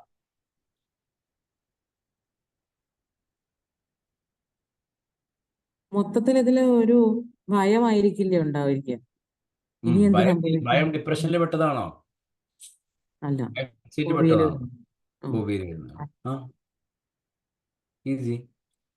ഇനിയിപ്പോ ഒരാൾക്ക് നിങ്ങൾ പറഞ്ഞ പോലെ ഒരു PTSD, പോസ്റ്റ് ട്രോമ വന്നതിന് ശേഷം അയാൾക്ക് പേടിക്ക് വേറെ, അയാൾ കംപ്ലീറ്റ് നിരാശയാണ്. അയാൾക്ക് എന്നെ ആർക്കും ഇഷ്ടമില്ല, എൻ്റെ ലൈഫ് അങ്ങനെ ആകും. അധികം ആങ്സൈറ്റിയാ വരിക. ഓക്കെ. ഇനിയിപ്പോ ഡിപ്രഷൻ ആണെന്നുണ്ടെങ്കിൽ നമ്മൾ ടെക്നിക്ക് മാറ്റും. അല്ല, ഞാൻ ചോദിക്കുന്നത് ഇപ്പൊ ഇവിടെ ഈ പിന്നെ നമ്മുടെ വയനാട് ഇഷ്യൂ പോലുള്ള സംഭവങ്ങളൊക്കെ ഉണ്ടായില്ലേ? അങ്ങനത്തെ ഒരു ടോട്ടൽ ലോസ് വന്ന ഒരാൾക്ക് നമുക്ക് ആങ്സൈറ്റി മാത്രമായിട്ട് പറയാൻ പറ്റില്ലല്ലോ. ഇല്ല, നമ്മളെ ചോദ്യം PTSD മാത്രമാണ്. അപ്പൊ അയാളെ സംബന്ധിച്ചിടത്തോളം PTSD മാത്രമല്ല, അയാളെ സംബന്ധിച്ചുള്ള അയാൾക്ക് ഗ്രീഫ് ഉണ്ടായിരിക്കും. അയാളുടെ പേരൻസ് എല്ലാം ഫാമിലി മുഴുവൻ പോയ ആളുകളായ അങ്ങനെയാണെന്നുണ്ടെങ്കിൽ അയാൾക്ക് ആങ്സൈറ്റി ഒരു PTSD മാത്രമല്ല ഉണ്ടാവുക, അയാൾക്ക് ഡിപ്രഷൻ ഉണ്ടായിരിക്കും. അതാ ഞാൻ ചോദിച്ചത്. അയാൾ എന്റെ ചോദ്യം PTSDക്കുള്ള സൊല്യൂഷൻ ആയിരുന്നു. അപ്പോൾ നമ്മളുടെ അപ്പോൾ ഞാൻ അങ്ങനെ ചോദിക്കാം, ഓരോ ആളുകൾ നിങ്ങളുടെ ഒപ്പീനിയൻ പറഞ്ഞാൽ മതി. ക്ലിയർ? റെഡിയല്ലേ? ഓക്കെ. ഒരു 5 മിനിറ്റും കൂടി നമ്മുടെ ക്ലാസ് ഉള്ളൂ. അപ്പോൾ കഴിയുന്ന എല്ലാവരും വീഡിയോ ഓണാക്കി തന്നെ ഇരിക്കുക കേട്ടോ. ഓക്കെ, ഞാൻ ഈ ഒരു എപ്പിസോഡ് ഞാൻ റെക്കോർഡ് ചെയ്തിട്ടുണ്ട്. ഇനി അഥവാ ആരെങ്കിലും ഇല്ലാത്ത ആൾക്കാർക്ക് ഉണ്ടെങ്കിൽ ഷെയർ ചെയ്ത് 1 വീക്ക് നിങ്ങൾക്ക് ഇത് കേട്ട് കണ്ട് ഒന്നും കൂടി തറവാക്കാം. അല്ല നിങ്ങൾക്ക് വീണ്ടും ഇതിന് CBT തന്നെ ഒന്നും കൂടിയും റിവൈസ് ചെയ്ത് ഓരോ തെറാപ്പികളും പ്രാക്ടീസ് ചെയ്ത് പഠിക്കണമെന്നുണ്ടെങ്കിൽ നമ്മൾ CBT വർക്ക്ഷോപ്പിൽ സെപ്പറേറ്റ് പങ്കെടുക്കുക. അതിലാകുമ്പോൾ 5 പേര് 10 പേര് അങ്ങനെയൊക്കെ മാത്രം വെച്ചിട്ട് നിങ്ങളെ കൊണ്ട് ചെയ്ത് പഠിപ്പിക്കുന്നതായിരിക്കും. ഓക്കെ, അപ്പം അതൊന്നും ഡിഫറെൻ്റ് ആണ്. നോക്ക്, ഞാൻ പറഞ്ഞുതരാം. ഒരു കേസ് പറയാം അല്ലേ? ഓക്കെ, ഒരു ഞാൻ ചോദിക്കുന്ന ആൾക്കാർ ഉത്തരം പറയാം കേട്ടോ. കഴിയുന്ന എല്ലാവരും വീഡിയോയിൽ ഇല്ലാത്ത ആൾക്കാരോട് ഞാൻ ചോദിക്കുക, വീഡിയോ ഉള്ള ആൾക്കാർ ശ്രദ്ധിച്ച് കേട്ടാൽ മതി. കഴിയുന്ന എല്ലാവരും വീഡിയോ ഓണാക്കി തന്നെ ഇരിക്കുക. ഓക്കെ, അപ്പം നിങ്ങൾ ശ്രദ്ധിക്കുക. ഒരു 28 വയസ്സുള്ളൊരു സ്ത്രീ. ആ സ്ത്രീയുടെ ഹസ്ബൻഡ്, ആ സ്ത്രീക്ക് ഒരു മോനുണ്ട്. ഹസ്ബൻഡ് ഭയങ്കര ടോർച്ചർ ചെയ്യുന്നു. ഒരു LPD ക്യാരക്ടറായിട്ട് ഭയങ്കര ടോർച്ചറായിട്ട് ഫിസിക്കലി ഒക്കെ ഭയങ്കരമായിട്ട് അബ്യൂസ് ചെയ്യും. നന്നായി അടിക്കും, നന്നായി ചീത്ത പറയും. അങ്ങനെ അവൾ ഫൈനലി ഡൈവോഴ്സ് ചെയ്തു. അങ്ങനെ അവൾക്ക് പിന്നെ ഡൈവോഴ്സ് ഒക്കെ ചെയ്താലും അയാൾ ടോർച്ചറിങ് നിൽക്കുന്നില്ല. കുട്ടിയുടെ കാര്യമൊക്കെ പറഞ്ഞ് ഭയങ്കരമായിട്ട് പ്രയാസം. അങ്ങനെ ഏതായാലും ഒഫീഷ്യലി ഒക്കെ ഡൈവോഴ്സ് ആയി. പക്ഷെ ഈ ലേഡിക്ക് അടുത്തൊരു കല്യാണം കഴിക്കാൻ വേണ്ടി പോകുമ്പോഴേക്കും വയറ് കാണുന്നു. ഒരാൾക്കാർ കാണാൻ വന്നു കഴിഞ്ഞാൽ അന്ന് ഭയങ്കരമായിട്ട് വയറ്റി കളിച്ചും ലൂസ് മോഷനും എല്ലാം കൂടി ആയിട്ട് ആ 2 ദിവസം ഭയങ്കര പ്രശ്നമായിരിക്കും. പിന്നെ ആ ഒരു വിഷയം വിട്ട് കഴിഞ്ഞാൽ ആൾ ഓക്കെ ആയി. രണ്ടാമതൊരു 1-2 മാസം കഴിഞ്ഞ് വീണ്ടും ചിലപ്പോൾ ഇതേപോലെ സിറ്റുവേഷൻസ്, ഒരു കല്യാണം വന്നു കഴിഞ്ഞാൽ അയാൾ വീണ്ടും അങ്ങനെയായി. അപ്പൊ എൻ്റെ ചോദ്യം ചോദിക്കുക, നയന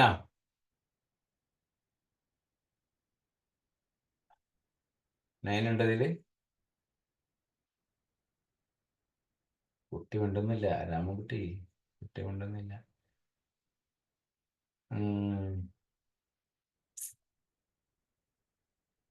വഫ, എന്താ കേസ് പറ.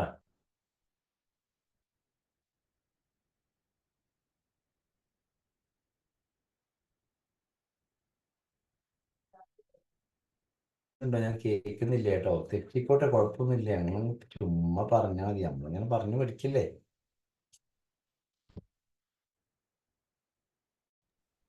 സാറ് വിളിക്കണവരെന്നെ പറയണമെന്നുണ്ടോ? എന്റെ സ്പീക്കർ കംപ്ലൈന്റ് ആയോ? ആരും കേൾക്കുന്നില്ല. സഫ്ന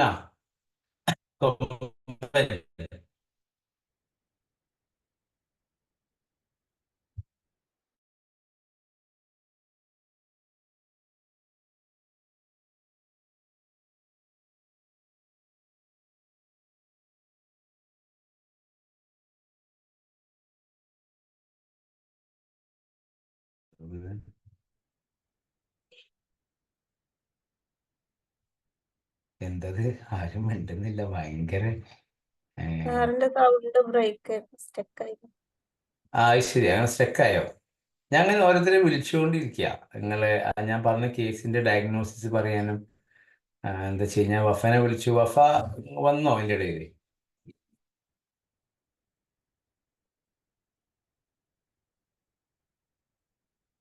ഇല്ലല്ലോ.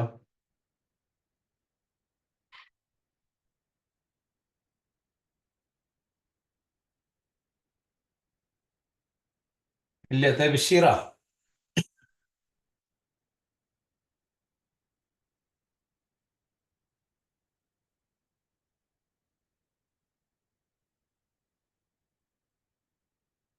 വഫയ്ക്ക് അൺമ്യൂട്ട് ആക്കാൻ പറ്റുന്നില്ല എന്ന് മെസ്സേജ് ഇട്ടുണ്ട് വഫ.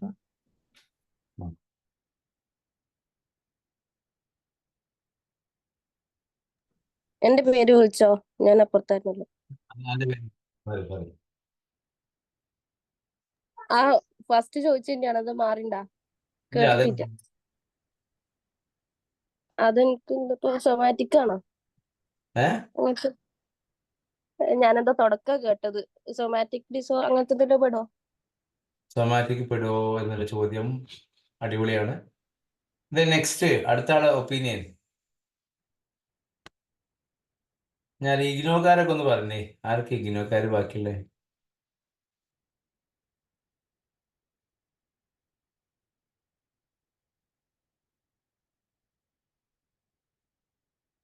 വേഗം പറ. ഇത് ആങ്സൈറ്റി അല്ലേ സർ? ഞാൻ അതിന് രോഗം എന്താന്നാ ചോദിച്ചേ. ഇപ്പൊ ആരാ ആങ്സൈറ്റി അല്ലേ ചോദിച്ചേ?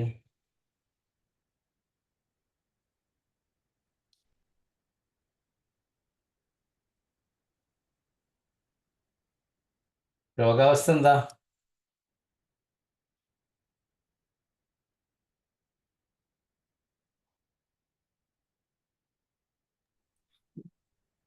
മുമ്പ് അനുഭവിച്ച സംഭവത്തിന്റെ ആ ഒരു പേടിയല്ലേ ഉള്ളിലുള്ളത്. മുമ്പ് അനുഭവിച്ച സംഭവത്തിൽ നിന്നുണ്ടായ ജനറേറ്റ് ചെയ്ത പേടി.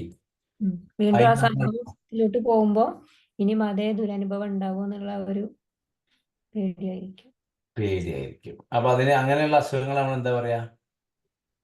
PTSD ആണോ? ട്രോമാറ്റിക് PTSD എന്നാണ് പറയാ അല്ലേ? പോസ്റ്റ് ട്രോമാറ്റിക് സ്ട്രെസ് ഡിസോർഡർ ആണ് അത്. അപ്പൊ അതിൽ ഞാൻ വേറൊരു കാര്യം കൂടി പറയട്ടെ. ഇപ്പം അയാളെ സംബന്ധിച്ചിടത്തോളം അയാൾക്ക് ഇങ്ങനെ ഒരു PTSD ഉണ്ടാകുന്നു. പിന്നെ അയാൾക്ക് ഇനി സാഹചര്യങ്ങളൊന്നും ഇല്ലെങ്കിൽ പോലും അങ്ങനെ വയറ് കാളിച്ച അല്ലെങ്കിൽ വയറ് പേടി ബേജാറൊക്കെ ഇങ്ങനെ വരികയാണ് എന്നുണ്ടെങ്കിൽ അത് സൊമാറ്റിക് ഇൽനെസ്സിലേക്ക് പോവുകയും ചെയ്യും. അപ്പൊ തെരിച്ച് പറഞ്ഞാലും കാര്യമുണ്ട്. നിങ്ങൾ കോമൺ ആയിട്ട് PTSD. അപ്പൊ ഇനി എന്താണ് നമ്മൾ അതിനൊരു തെറാപ്യൂട്ടിക് ഇന്റർവെൻഷൻ എന്താ ചെയ്യാ? അതെ, ആ ഇപ്പൊ പറഞ്ഞ കുട്ടിക്ക് ഇങ്ങനെ ഒരു വിവാഹാലോചന വരുമ്പോ മാത്രല്ലേ ഉള്ളൂ ഒരു പ്രോബ്ലം. അതെ, ആ സമയത്ത് ആൾക്ക് കുഴപ്പമില്ലല്ലോ. ഇല്ല.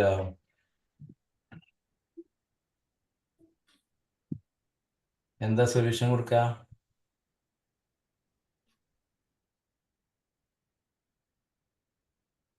എക്സ്പോഷർ തെറപ്പി കൊടുക്കാം. എങ്ങനെ കൊടുക്കും?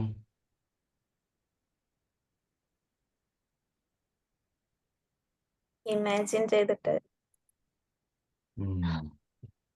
ഇൻവൈവോ ഓർ ഇൻവിട്രോ കേട്ടോ. ഇൻവിട്രോ സിസ്റ്റമാറ്റിക് ഡിസെൻസിറ്റൈസേഷൻ ചെയ്യണം. ചെയ്യിപ്പിക്കുമ്പോൾ റിലാക്സേഷൻ കൊടുക്കണം. ഹയറാർക്കി ക്രിയേറ്റ് ചെയ്യണം.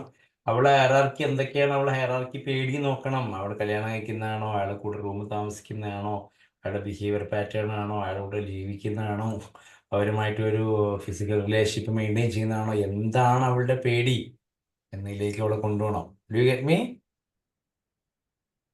ഇപ്പൊ അവര് പറയണ ആ കുട്ടിയാണ് അവരുടെ പ്രശ്നമെങ്കിലും കുട്ടി എങ്ങനെ ഒരു പ്രശ്നമാണ്? കുട്ടി സിംറ്റംസ് പറയുന്നത് വേറെ പലതും അല്ലേ? സിംറ്റംസ് അല്ലേ നമ്മൾ പറഞ്ഞേ. ഓക്കെ, അപ്പൊ ഇങ്ങനെയൊക്കെയാണ് നമ്മുടെ ഡോക്ടർ പറഞ്ഞത് ഒരു റീസൺ അല്ലേ? വേറെ വിവാഹത്തേക്ക് പോകുമ്പോ ഈ കുട്ടിക്ക് എന്തെങ്കിലും പ്രശ്നം ഉണ്ടാവും അങ്ങനത്തെ ചിന്തയും വരില്ലേ? അങ്ങനെ ഒരു ചോദ്യം പറയും, നമുക്ക് ആലോചിക്കാം. ഞാൻ പറഞ്ഞ ചോദ്യത്തിനുള്ള ഡയഗ്നോസ് അല്ല ഞാൻ പറഞ്ഞത്. ഞാൻ പറയാത്ത ഭാഗങ്ങളിലൂടെ ഒക്കെ ചിന്തിച്ച് പോയിട്ട് വേറൊരു സംഭവം കണ്ടെത്താൻ ഞാൻ പറഞ്ഞില്ലേ. ഇപ്പൊ നമ്മൾ ഇന്നലെ പീസ് വാലി പോയപ്പോ അവിടെ ചിൽഡ്രൻസ് ഏരിയയിൽ വീൽ ചെയറിൽ ഇരിക്കുന്ന ഒരു കുട്ടി ഉണ്ടായിരുന്നു, 3.5 വയസ്സായ കുട്ടി. ഓക്കെ ആ കുട്ടീനെ ഇപ്പോ 1 മാസമായിട്ടുള്ള കുട്ടി വന്നിട്ട് ഓക്കെ ഇതിന്റെ മദർ വേറൊരു വിവാഹം കഴിച്ചിട്ട് അതിന്റെ സെക്കൻഡ് ഫാദറിനുണ്ടായ ഉപദ്രവം കൊണ്ടാണ് ആ കുട്ടീനെ അവരിവിടെ കൊണ്ടുവന്നാക്കിയിട്ടുള്ളത്. അങ്ങനെ ശരി. കൊണ്ടുവന്നു. അപ്പൊ അങ്ങനെ ഒരു പേടി ഉണ്ടായിക്കൂടെ? അങ്ങനെ പേടി എങ്ങനെ ഭർത്താവ് ഉപദ്രവിക്കുന്നു? ആ പേടിയാണോ വരിക, ആങ്സൈറ്റി ആണോ വരിക? നമ്മള് വേറൊരു ജീവിതത്തിലേക്ക് കടക്കുമ്പോ ആദ്യമുള്ള കുട്ടി എന്താവും നമുക്ക് പേടിയാണോ വരിക, ആങ്സൈറ്റി ആണോ വരിക? ആൻസൈറ്റി ആണ് വരിക. നമ്മളെ ആങ്സൈറ്റി ആണ് സൊല്യൂഷൻ എന്താ? അതന്നെ സാറ് ചോദിച്ചത് PTSDയുടെ ചോദ്യമായിരുന്നില്ലേ? ഞാൻ എന്റെ ലൈഫിൽ നിന്ന് ഒരു എക്സ്പീരിയൻസ് പറയട്ടെ. ആ.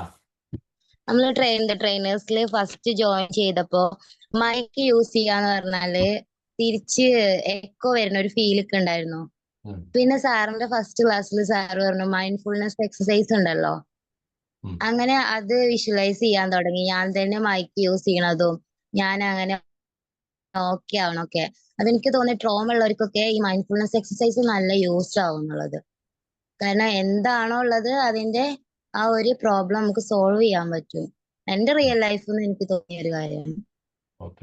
അതുപോലെ CBT കൊടുക്കുക, പിന്നെ റിലാക്സേഷൻ തെറാപ്പികൾ, അതൊക്കെയല്ലേ ആൻസർ വരിക. ഓക്കെ.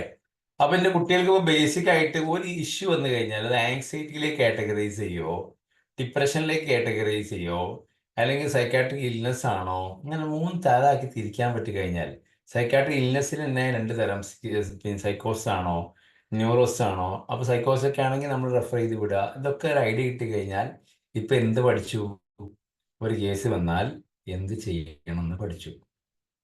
ക്ലിയർ ആയോ? നിങ്ങൾ ചെയ്യേണ്ട എന്താണെന്നറിയോ, സ്കൂളിലേക്ക് പോകുമ്പോൾ ഇങ്ങനെ ഓരോ കേസുകൾ വരുമ്പോഴും അതിനെ ഡയഗ്നോസ് ചെയ്ത് ആങ്സൈറ്റിക്കോ ഡിപ്രഷനിലേക്കോ പിന്നെ ഹൈറാർക്കി വെച്ചുകൊണ്ട് എങ്ങനെ മുന്നോട്ട് പോകാന്നൊക്കെ പഠിക്കുകയാണ് വേണ്ടത്. ക്ലിയർ ആയോ? റിലാക്സേഷൻ തെറാപ്പി കൊടുക്കൽ എങ്ങനെ പഠിക്കണം, അതൊക്കെ ഒന്ന് ട്രയൽ ചെയ്ത് പിന്നെ റിലാക്സേഷൻ തെറാപ്പിക്ക് നമുക്ക് ഗൂഗിളിലും യൂട്യൂബിലൊക്കെ അവൈലബിൾ ആണ്. അപ്പോൾ ഏതെങ്കിലും തെറാപ്പി കാണാതെ നമ്മൾ ചെയ്യാൻ പഠിക്കണം, അങ്ങനെ സെറ്റ് ആക്കണം കേട്ടോ. അപ്പൊ ഇന്നത്തെ സെഷൻ നമുക്ക് വേണ്ടി ചെയ്യാം. ഞാൻ ഒരു ക്വസ്റ്റ്യൻ ചോദിക്കട്ടെ? വേണ്ട, പ്ലീസ്. എന്റെ അയൽവാസി ആള് ഹോമിയോ ഡോക്ടറാണ്. അപ്പൊ ആള് കൗൺസിലിംഗ് പഠിച്ചിട്ടുണ്ട്, പക്ഷെ ഓൺലൈനായിട്ട് പഠിച്ചുകൊണ്ട് കോൺഫിഡൻസ് ഇല്ല. അപ്പൊ എന്നോട് ഒപ്പം ഇരിക്കാൻ പറ്റുമോ ചോദിച്ചിട്ടുണ്ട്, തിങ്കള് ചൊവ്വ. അത് എനിക്ക് ഇരിക്കാൻ പറ്റുമോ? ലൈസൻസിന്റെ പ്രശ്നം അങ്ങനെ എന്തെങ്കിലും പ്രശ്നം വരുമോ? നമ്മുടെ ഇന്റേൺഷിപ്പിന്റെ സർട്ടിഫിക്കറ്റ് ഉണ്ടെങ്കിൽ ഒപ്പം ജസ്റ്റ് കൂടെ ഇരുന്നാ മതി എന്നാ പറഞ്ഞത്.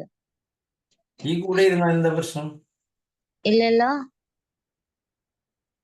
ഓക്കെ. കൂടെ ഇരിക്കാൻ പ്രശ്നമൊന്നുമില്ല. അല്ല, ഇനി എന്തെങ്കിലും വേറെ എന്തെങ്കിലും പ്രോബ്ലം വരുമോ എന്നുള്ള ലെവലിലേക്ക് ചോദിച്ചത്. നമ്മള് പ്രൊഫഷണൽ ക്വാളിഫൈഡ് അല്ലല്ലോ, എക്സാം ഒന്നും കഴിഞ്ഞിട്ടില്ലല്ലോ, അതുകൊണ്ട് അത് ഡോക്ടറല്ലേ കൗൺസിൽ ചെയ്യുന്നത്, നീ കൂടെ ഇരിക്കുന്നല്ലേ ഉള്ളൂ. അല്ല, ആൾക്ക് സ്റ്റെപ്സുകളും കാര്യങ്ങളും ഒക്കെ വേണമെങ്കിൽ നമ്മള് ഹെൽപ്പ് ചെയ്യേണ്ടി വരൂലേ, അതിനല്ലേ കൂടെ ഇരിക്കാൻ പറയണേ. അവളുടെ നല്ലൊരു കോഴ്സ് നല്ല വൃത്തിക്ക് പഠിക്കാൻ മതി. യൂണിവേഴ്സൽ അക്കാദമിയുടെ അഡ്രസ് കൊടുക്കും, സാറിന്റെ ഫോൺ നമ്പർ കൊടുക്കും. ഇന്റേൺഷിപ്പ് എങ്കിൽ നല്ല ചെയ്യാൻ മതി, അല്ലെങ്കിൽ നമ്മൾ CBT വർക്ക്ഷോപ്പെങ്കിൽ അറ്റൻഡ് ചെയ്യാൻ മതി. ഈ 26-ാം തീയതി പോവല്ലേ? അപ്പോ കുട്ടികളെ വേറെന്താ? Hope you understood everything.